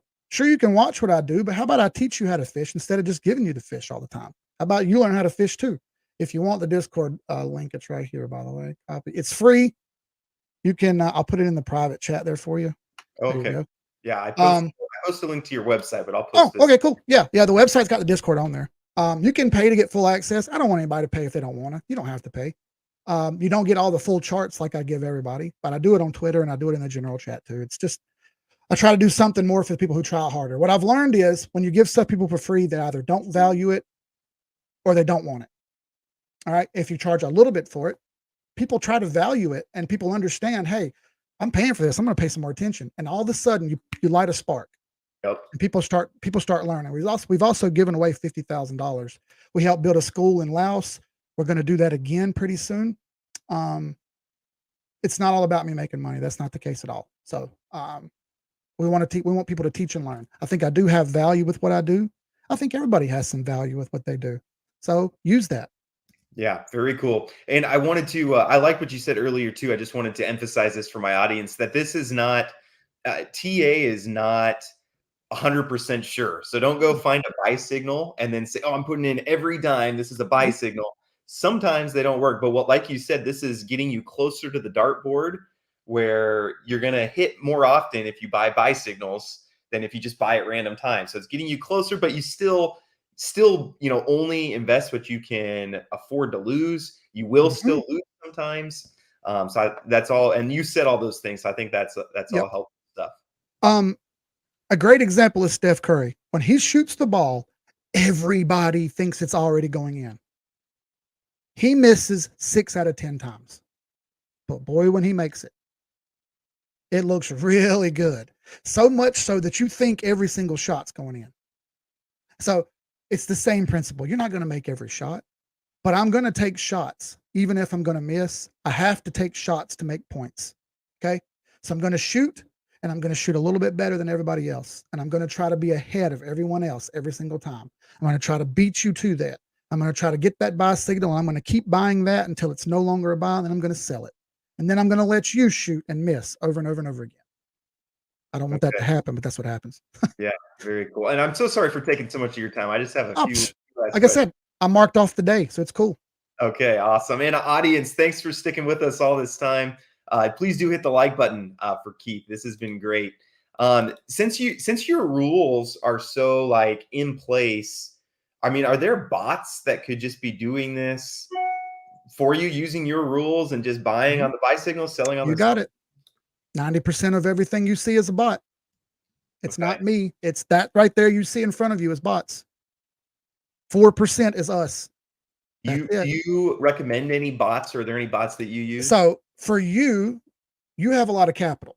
You have the ability to be able to back the bot with enough capital to make the difference up when it doesn't work well. This is the key point to bots. If you're going to put money in it, you need to have exponentially more behind it for when it can't keep up or doesn't do well enough. That's the key breaker and make or break winning with bots.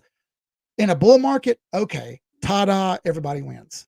You can still win with bots in a bear market. You just have to have the capital behind it to make up the difference when it struggles. And this is how the big firms are okay with that. If you've got $1 trillion in a hedge fund, well, do you really care if you're down 300 bucks? No, you just add a little bit more to it, add a little bit more to the tune of $500 billion or whatever. There are entire warehouses devoted to this in New Jersey that are only 7 minutes from the New York Stock Exchange that are a bird's flight, 30 seconds from the antenna tower that connects the data back and forth. All right. It's very important to understand that we are so far in the back of the order as far as what we get to do versus what they get to do. When you have the funds, you can make the bots work. If you don't have the funds, I'm going to suggest only putting a very small amount in the bots so that your small amount with the backing of a small amount feels big. So you put $1 in the bots, you keep $50 in reserve. Okay. That seems like a crazy number, but unfortunately, that's the backing you've got to have for the bots to continue to do their thing. They will win, but sometimes it takes a while. We've already tried bot trading, did pretty well on it. Then I lost on it. And what we realized was you just need more backing. If I had more backing, I'd have never lost. In fact, I would have made it exponentially more. Just needed way more backing. And obviously, I didn't want to devote that kind of funds to it. So I stopped. Still have some that we can run. I have a friend who strictly runs bots. That's all he does. He makes about 1% or so a day. Just depends. Sometimes he makes nothing. Okay. Bear markets, he's made less. In the bull market, he made almost 2% a day. There are other ones. Crypto for winners. Steven talks about that one all the time. Crypto for winners. There are other ones. They kind of bot trade and they also swing trade with people. It's does well, 5% or so a month.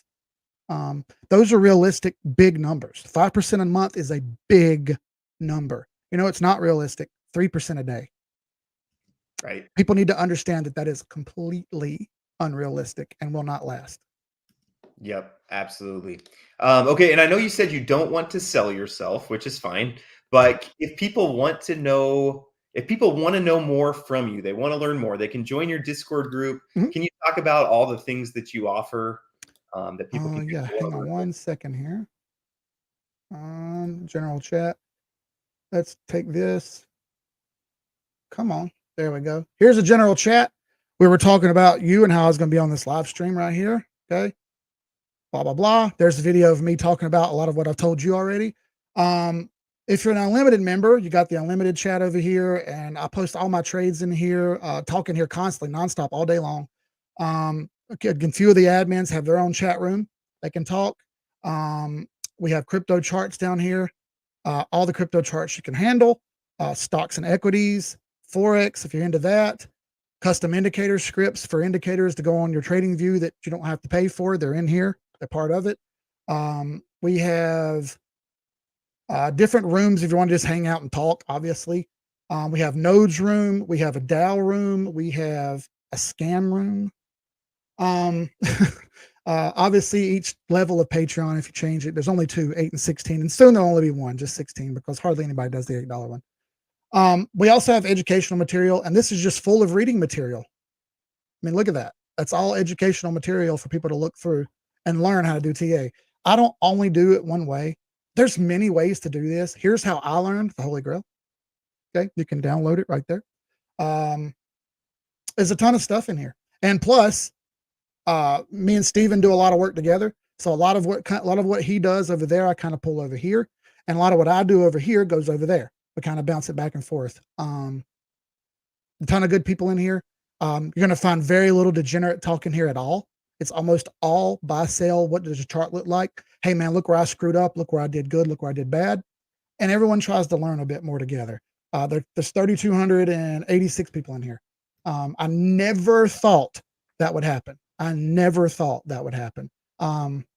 We had 15 at one point, and I was like, man, there's 15 people. This is awesome. Right. So this is where it's went. If you want to do the Patreon, here you go. Here's the link. Like I said, it's currently available for 8, but oh crap, I hit the wrong button. It's currently available for 8, but there you go. It's in the private chat right there. $16 gets you full access. We also do Zooms once a week, and I'll do Zooms with anybody who comes on the Zoom after the stream. We can talk about anything you want to talk about. Like I said, I post all my trades. I post everything I'm thinking. Other people post what they're thinking in there, what they're doing. It's all a big hive mind to try to learn a little bit more together. All this stuff's also on the website, 786unlimited.com. You just got to scroll up and scroll down a little bit. Built that website myself, by the way. So let's go. Yeah. Want to learn about web development and really make your head hurt? Build a website. Yeah, there you go. Thought I knew what I was doing. I was wrong. Now I know why you have a thumbnail guy, because I'm like, man, maybe I should do that. Yeah, definitely.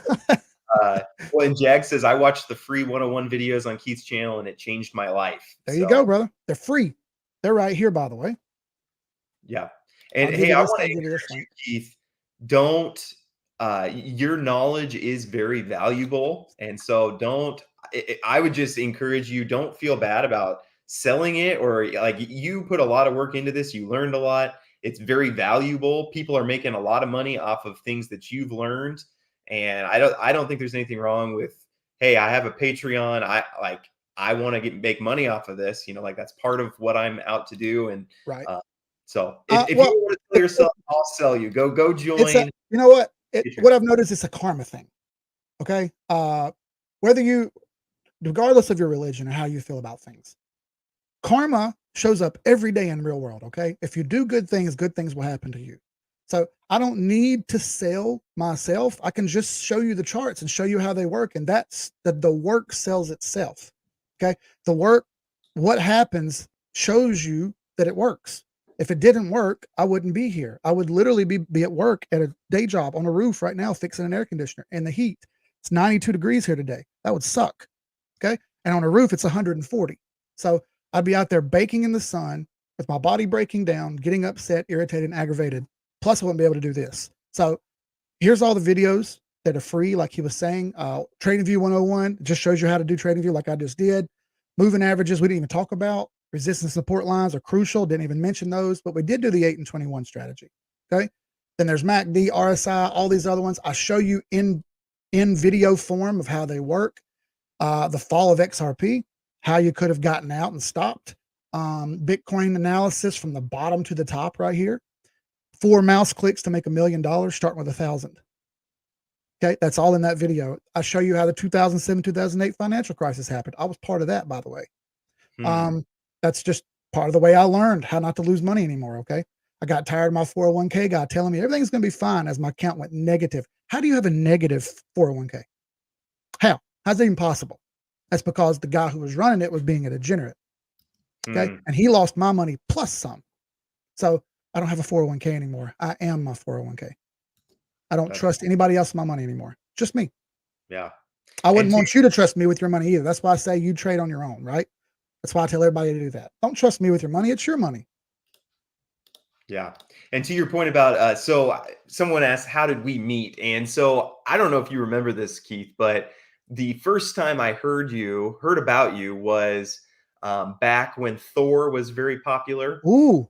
And you were saying, nope, Thor's going to zero or something like that. And I remember, I'm very good friends with some of the Thor team, and so I remember, and you didn't say it particularly nicely either. I will say, you were like, "Don't buy Thor; it's going to zero."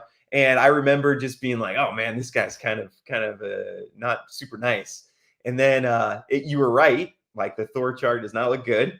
But then when I was asking around, hey, I need some TA education. Who's the person to talk to?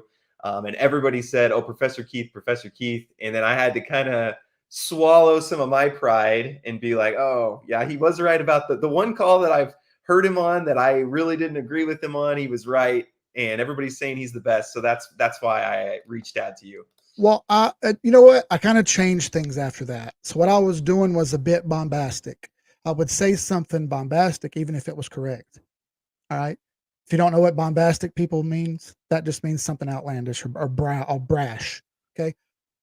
I knew this was going to fail. And how did I know this was going to fail? Well, people got coins before anyone else could get them. They're going to sell them. And when they do, they're going to sell them to you for a profit. And then you're going to be stuck with them. That's the way a whitelist works. Okay. Certain people get whitelist. And I learned this in the back room. Now, a lot of people saw this. I learned this in the back room behind closed doors that people were getting deals and people were getting special treatment that other people weren't getting. And as everyone bought this ridiculous looking chart, it was all going down the entire time. And while you're making a return, the returns weren't as good as the chart was falling. So you're losing money and losing money. And then it comes out, oh yeah, by the way, we can't keep sustaining this. It won't work. Turns out we just 100% copied Strong. Actually, we copied Ring. That was a copy of Strong, right? And a copy of a copy is never going to work. And since that's the case, we need to change some stuff. And now we're going to tax you just to have it, just to claim it. Well, that's what Bernie Madoff did. Well, that right there sends up a red flag. There's a whole bunch of other stuff, and I don't own any Thor. And if you have it, that's fine. Do your thing. Like I said, it's not my money. It's your money. You're going to do what you want. And the only way to learn is sometimes by failing. So long as that you learn from the lesson, you're fine. Part of life is losing. You don't know pleasure until you know pain. So now that you've learned this lesson, how do you fix it and not do it again? Right now, Thor's $2 down from a high of 300. A high of 500. From 500 to 3. Same thing Strong did. Okay. Happy to tell you that I had Strong since last year in March. Right? Did I buy an inside deal? No. It was way after that when I got it. But I did buy an uptrend. Okay. There's never even an uptrend here on Thor. It just immediately went from listing to that price based on what? And we don't really have anything to base it on. I just kind of did it. And it turns out almost every other fake node chart looks like this. Unfortunately, once we found this pattern, we were able to find other ones. I then got help looking up IP addresses, looking up how websites were made, whom they registered to, whom got the deals, who got the coins before anyone else. And I was able to say, hold up, there's a bunch of nefarious stuff going on here, and I don't want any part of it. Then I made a whole list of them. Boy, did that set everyone off. When I had a whole list of these people who were lying and cheating, and we could track it and find it. Oh, man. And then now they've all failed or failing, and everyone can kind of go back and look at it and say, well, yeah, he was right, but I still don't like him. And I get that. Yeah. Okay. I understand that. This is part of the reason I didn't do any of this. And then this become a whole degenerate thing where everyone was just doing everything to try to get whitelist. And man, it's not okay. Then I got people in my DMs throwing me constantly, here, get in this whitelist, here, this white. Oh, I'm not going to do it. If I do one, then I've broken the moral code here. I'm not going to keep doing it. So I'm just going to stop and not do any of it. Tell people if that's what you want to do, cool. I'm not going to do it. I'm just going to chart it and tell you what's happening. And that's what I've been doing. Same thing with Vapor and Thor and Red Light and Fire. And boy, I got drug across the coals for that one too. So, the chart looks like Fido's butt. But that doesn't change the fact that it looks just like Thor. In fact, the tokenomics were pretty much identical. As you see, don't tell me what can't keep going down. It'll keep going down. Why? Well, it's in a downtrend. Until that changes, it's going to keep happening. You need more buyers than sellers. Currently, there are 87 sales, 154 buys. This day on the last month, they're more like 8-to-1 sales to buys. All right, so big time frame. You say who's buying it, but before this, maybe you would have. Right? That's the thing. Like, we don't understand what people are doing, what people are thinking. So maybe before this video, before this live stream, you would have bought this because I'm DCAing. Right? So everybody says, well, I'm just going to buy the bottom, buy the dip. Yeah. Well, it's dipping infinitely. Look at it. When is it going to stop? Can I ask? Sophia has a good question. So you don't ever trade the news or anything, but what about like new features launching, new revenue streams launching? Do you listen to any of that, or do you just watch the charts? If the chart's already a buy and then news comes after that, well, you beat the news. You already bought it. Um, Vapor, not sure what the ticker is. VPN, didn't it? Vapor VPN. nodes, yeah. Yeah. Yeah. Yeah, that's it. Give it a second here. Deck screener's kind of slow. It's based on TradingView, but it's still a useless indicator for TA, by the way, when it comes to crypto. So I'd always take it off. There's no point in it. Yeah, this is a falling knife. You had a little bit of an uptrend right here, and it did break this short-term trend line, which is fairly obvious to see. It broke that short-term trend line, but it looks like it's going to come back down and touch it. While it did break it and move up a little bit, it's still massively down from when it was released. A lot of times you'll hear this, oh, we have something coming in the works. We have a play to earn game. Well, why would I play that and not Grand Theft Auto or Madden or MLB 2K2 or NBA 2K or Call of Duty or anything that's actually fun? Oh, well, I'm going to earn. Well, how much am I going to earn? 3 cents? Well, I'm sorry. That's not worth my time. I'd rather have fun with my friends playing the game, the Rocket League. You don't get paid anything to play Rocket League, but it's fun and other people play it. And I'm not going to be forced to play it to earn back what I've lost on other charts. Play to earn is a tricky, slippery slope. Yeah. The games have to be awesome. I know. The games have to be awesome. If the games are awesome, great. Grand Theft Auto 6 is talking about having a play to earn feature built into the game. Okay, now we're talking. Millions of people are going to have that game. Billions. Let's rock and roll. Now we're talking. Matter of fact, that's going to bring in new people, whether you like the game or not. I don't even play it. But the point is, you can actually use it. Rockstar Games is also a mega corporation. Thor is not. I can show you where Thor was registered, by whom it was registered, the website it was registered on, et cetera, et cetera, et cetera. Rockstar Games, I can't. Yeah. And it was, to your point too, what I found about news coming out, so like new revenue streams or a DEX or whatever, a lot of times those come out, like Strong has been talking about Strong Chain for almost a year. I mean, it's been for a long time. And so a lot of people have been, well, when Strong Chain comes out, meanwhile, the token's at $1.80 or something like that today. And there's no chance of ROI. You can get, for the price I bought my nodes, you can buy 500 nodes now. Right. That sucks, right? It does. It does suck. And so I would agree that trading on news is not good because you don't know when the news is going to actually happen. Yeah, it's out of your control. Do you have any kids? I do. I have 3 kids. So, okay, a great example. Your kid goes to school, starts trouble. After the fact, what do? You discipline them. Could you stop that trouble from happening? Potentially, if you caught it beforehand. But once he goes to school or she goes to school, it's out of your control. Since it's out of your control and you can't do anything about it, you just wait for it to happen, right? It's exactly the same thing with the news. You can't control it. News is going to come out when it comes out. There's nothing you can do about it. Strong recently had all these other new updates. Oh, we're going to let node migration happen. So you're just going to take it away faster? I'm confused. Well, why would you want to do that? We're already losing them. It's a little late for that ball game, isn't it? So forth and so on. That's just an example. XRP, like I got on the screen here, has had nothing but bullish news for 5 years. And look what it's done. It's went up 5 cents. Like at a certain point here, we just had to call a spade a spade. What good news has done anything? What utility is there? There's none. There's none. There's no utility at all. I can't buy gasoline with XRP. I can't buy bread or beer or water or a telephone with XRP. I can if I convert it to cash.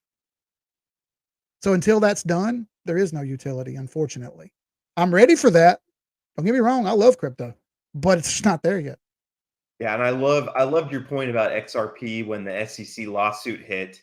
It did dump a little bit, but it still followed the chart. Even with that, I mean, that's huge news. Getting sued by the SEC, you couldn't have, bigger news really to hit it, crypto, but it still followed the trend lines. So an interesting point to what you just said. I did a live stream 2 days before the SEC lawsuit happened, showing everyone that I sold. Had a picture of Neil deGrasse Tyson in the corner going, I don't know, man, I'm out. Right? That live stream's still viewable right now. But I said in the video, I'm selling my XRP, I'm done. That was right here. And then down it went. I was already out. What did it matter to me? Told you guys I was selling. But you couldn't see that news coming. Well, why did the news stop it right at the trend line? That's wicked. Like, come on. It stopped right at the trend line. And then from there, it trended up for almost a year. So if it's trending up, it should be good news, not bad news. Well, we really don't know anymore, do you? So since you don't know, just use the chart. You don't really know. You don't really know what news is coming in or out. Tomorrow, this lawsuit could be over. Someone says that to me all the time. Keith, tomorrow, this lawsuit could be over. If that's the case, it ain't going to move the chart because that's a sell signal. And if it does move into a buy signal, what's likely going to happen? Likely it bounces around for a couple days and then comes back. Likely it bounces around for a couple days and then comes back. Or in a bull market, buy signal, bounces around, comes back, and hits the 8 EMA and rides it up. We just showed you in that example that I had 4, 5, 6, 7, 8 days before that chart really took off and made all that percent, that 3,400%. You had several days to be in and make a move. There's no reason to worry about what ifs. Ifs and buts, if ifs and buts were candy and nuts, we'd all have a wonderful Christmas, right? Grandma used to say that to me all the time. You have a lot of good sayings, Keith. I'll Hey, man, it's the South, brother. It's the South. That's what we do. We come up with good sayings, and they don't really mean anything, but yeah, they're good. And Sophia has another good point. I'm noticing that there's a lot of buzzwords that go around that are, hey, this is going to be a revenue stream, and we have play to earn game is one, Dex is one, NFT marketplace is one, and these seem to just be like they need a revenue stream. They need something to help their coin, the price go up, and so it's one of those three things seems to be pick one of those three things that'll maybe help the price of the coin go up. And a new chain is another one. right. And I've not seen any of those things actually help the chart look better. A good way to look at that is just go to Google and type in trending words crypto. Oh, magically you guys are doing everything that the trending words are doing. Oh, okay. Well, that tells me right there you're wanting the hype. You're not actually doing it or actually going to make it happen. What you're doing, my dogs are barking. Sometimes you're not actually able to do it. You're just basically Googling buzzwords and adding them in. That's exactly what happened with Ring. All right. They basically took all the buzzwords that were trending, like Strong was, because Strong was the heaviest gas user on the Ethereum network. You went and found the heaviest one, copied it, and then made an exact replica of it, only not real, and used every buzzword possible. Before that, no one remembers stronghold. It was stronghold. They tried to do it, and they hopped in the Strong Telegram for a couple of days, saying they wanted to work with Strong. It was a total ripoff, and everybody knew it. Shortly thereafter, they changed the name to Ring. Okay, and then it spiraled out of control from there. And then you constantly got new buzzwords, and now they've jumped in, like I was talking to you in the DMs about. It's a cannabis thing now. Now they're using that because that's a buzzword. It's a buzz. Stupid dogs. It's a buzz signal. Oh, you're talking about cannabis. Well, let me talk about cannabis a little bit. No, well, Keith, I like cannabis. Right. Don't get me wrong. I mean, I'm a poor kid from the trailer park and the hood. I know all about drugs. Okay. So instantly when I saw that, I was like, hang on a second. Let me do a little checking here. And I was like, no, don't buy that a bit. I'm able to go and look through stuff. The internet's undefeated. I'm able to go through and look for stuff and tear that apart pretty quick and realize, well, they don't even have anything. They're just selling hype. Aha. Well, I can sell hype. Get the fun there. Hype. Yeah. There you go. Now watch what'll happen. Someone's going to make something called the hype token or the hype chain. Yeah. You have 44,000 YouTube subs. Someone's watching, I promise. Yep, totally. So for those of you who don't know, Keith is not a big fan of Juicy Fields. So I have someone going out to visit their facility. So we'll see. I'm not sold on them completely. I just thought it was an interesting take. But Keith sent me a bunch of stuff. I haven't looked over all of it yet, but I think hey, if it's true, that's awesome. But man, red flags for sure. Yeah, a lot of red flags. And I need more than one green flag out of 18 red flags. You're gonna have to do better than that, right? Yep. It's like a woe for me. And Mr. C wants to know if I'm almost caught up on my emails, and the answer is no. I'm infinitely behind. So someone's gonna ask me about my Twitter DMs. It's a no. Yeah. It's a no. I'll never be caught up, and I'm not gonna look at some of them because when I look at them, you guys know I look at them, and then you guys send me more stuff and more stuff and more. I'm not gonna buy stuff. I'm not gonna do it. I'm not gonna do it. It never stops. I have 6 of them pending right now. I was looking at this during this thing. I'm like, man, come on, dude. Like, It's not you, it's other people. I'm like, man, dude, you're killing me. Yeah. One more question, and then I'll let you go here. We've been going 2 hours, so yeah, we better wrap it up. Do you have any thoughts on yield nodes? That's kind of the Yep. big one right now. I got into yield nodes a few months ago. Since day one, I've tried to get all my money out. I've not put another extra dollar in. I've only tried to take money out. Anything that I see that has extremely high APY, I'm leery of. I don't care how good it is. I'm leery of it.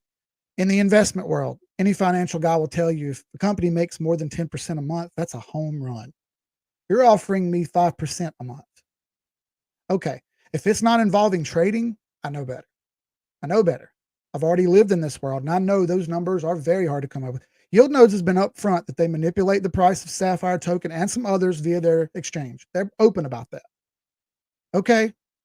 I don't like that. I don't like that. Same time, you've been doing this for quite a while, right? If I start seeing things go bad, I'll pull all the rest of my money out and take that little hit. However, I've been pulling profits for several months now. All the money I put in up front, I've simply been pulling back out since, and I won't put any more money back in. That's the way I treat all this stuff that I'm not 100% sold on. Like Strong, when I bought those Strong nodes, I spent $5,000 on them back then when they were $75 a piece, $75 per token. So I spent $5,000 on nodes, and from there I got 45 nodes and multiple NFTs out of that. By the way, NFTs were a massive ripoff. There I learned a lesson about Strong. So as far as yield nodes goes, it's less degen, but it's still a bit degen. Okay, because I know what they're doing. I know they're manipulating the supply and demand, which is essentially manipulating the chart. If you're able to do that, that's kind of insider, and I don't like that. So I got to stop, and I got to get my money out. I'm not putting anything else back in. That being said, it has been good to me, so I don't want to sit here and just sit and knock it. That's not a cool thing to do. Yeah. You do have the KYC. I like that. They did talk to me about coming out there and seeing and listening to people and seeing their spreadsheets. Me and Steven both talked about that. That was cool. They approached me about that. That was cool. Again, I just like to be careful. I'm more risk adverse than most. I've already made a lot of money and I don't want to lose it. Are you thinking about? I'm going out to Malta the end of July to talk to him. Are you thinking about doing that at all? Yeah, me and Steven both talked about it. I'm probably not going to go just for family reasons. I have a bunch of kids and dogs. You heard them. It's hard for me to leave the country. I went to China a couple years ago, and that's the last time I've left the country since. I want to go to Laos. Like I said, we helped build a school there, and we're probably going to do more. And I want to go out there and meet all those people because those people were extremely emotional about what we did. And I want to go out there and talk to them and see them firsthand and stuff. Pretty soon we're going to send a food truck and a water truck and probably build some more stuff out there. So I want to do that. That place is wrecked. Okay. Malta sounds awesome and I want to visit there. I'm not sure what they'll tell me. I'm not sure exactly what I'm going to get from it other than to actually see people and shake their hands. You know what I mean? Things are different in person. I think we both can agree on that. When you meet someone in person, it's totally different than doing this. You get a different vibe from people by their body language. Are they sweaty? All that other kind of stuff. I'd like to know personally firsthand.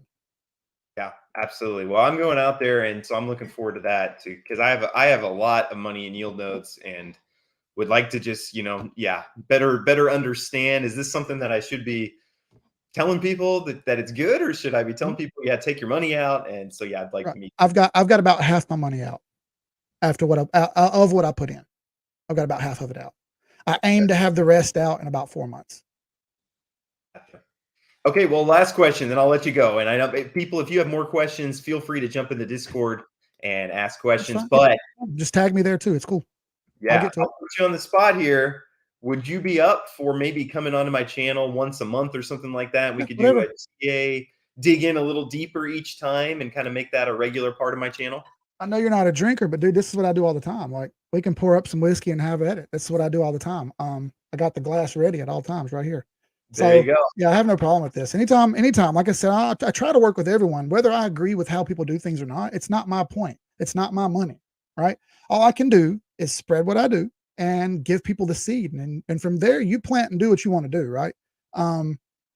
This is an interesting point, but bringing up the Christian aspect, Jesus hung out with prostitutes and drunks. He didn't hang out with the rich people. Okay, so be realistic here. You got to know that It ain't always what you want it to be. It's what needs to be done. So, yeah, I'm fine with that. Just anytime hit me up and we can work out a day. It's not a problem at all. Okay, very cool. I'd love to make that a continual part. I want to Oh, focus cool. more on education, and It's so what I I do think for a living. Education is my thing, brother. this was super helpful for me. So I enjoyed this. Even I think my audience loved it too. But I don't know if people could see, but I was taking notes the whole time. Well, here's And another thing people don't know. Yeah, I do the same thing. Like, yeah, you started talking and I started writing stuff down. So there that's you go. part of it too. By the way, I do the same thing. So. You made me nervous too. That I know that you're looking at my spreadsheets now. I'm gonna have to, as I'm putting them together, I'm be like, oh, Keith's gonna check if I bought this one at a good time. And Well, no. I mean, everybody's gonna do their own thing, right? I just saw what you said, and I was like, okay, well, let me see what he's been doing. Let me get a baseline here. Let me understand, because everybody's different, and I want yeah, to know, right? I gotta have some kind of foundation to build off of. I yeah, always ask people if they do a one-on-one consult, which I also do. If anybody was interested, here's a link for that. If you want to do a one-on-one consult, you can. I do them. They're an hour a piece. They're 150 each. I don't ask anybody to do this. It's just for people who have a hard time and don't know, or they want to learn a little bit more in depth. What I just did for you, I do on the hour for people. And it's obviously one-on-one. It's totally different. People are a little bit intimidated by that, and I'm not sure why, but it's cool. No, I like to get a platform, and I like to understand. Oh, sorry. I like to understand where people are coming from, so I can kind of give you a heads up, and then you can kind of tell me what you've been doing or haven't been doing, and we can branch from there. Everyone can grow. Everyone needs to grow every day. yep. That's awesome. Well, hey, thank you, Keith. I appreciate it. And yeah, Thank I'll you. be in touch about getting you back for next month. Well, thank you very much. I'll be around. Just give me a holler. I'll get back to you as fast as I can. Twitter's not the best place, honestly. I Okay. don't check those DMs because they're awful. Yeah. Discord's the easiest place. Okay. If you can't message me in Discord, just message me in the general chat and tag me. It's Carolina Keith everywhere. Just tag me, and then we can DM after that, and then I can delete the tag or whatever. But it's easier on Discord because I check that constantly. But the Twitter DMs are an absolute crap show, man. I'll Yes. send you my. Here, I'll do this too. This is private, so no one can see it. Right there's my cell number. Just text me just text me there, and then I'll give you the Discord and all that bull crap. It'd be easier that way. Awesome. Thank you, man. I won't put that in the comments there. So I mean, you can, but might not answer it for everybody. Yeah.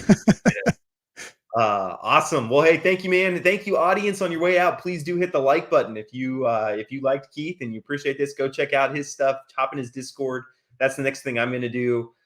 So appreciate it very much, and yeah, hope everybody has a good rest of the day. all right, cool. Thank you. I appreciate you. You have a good one.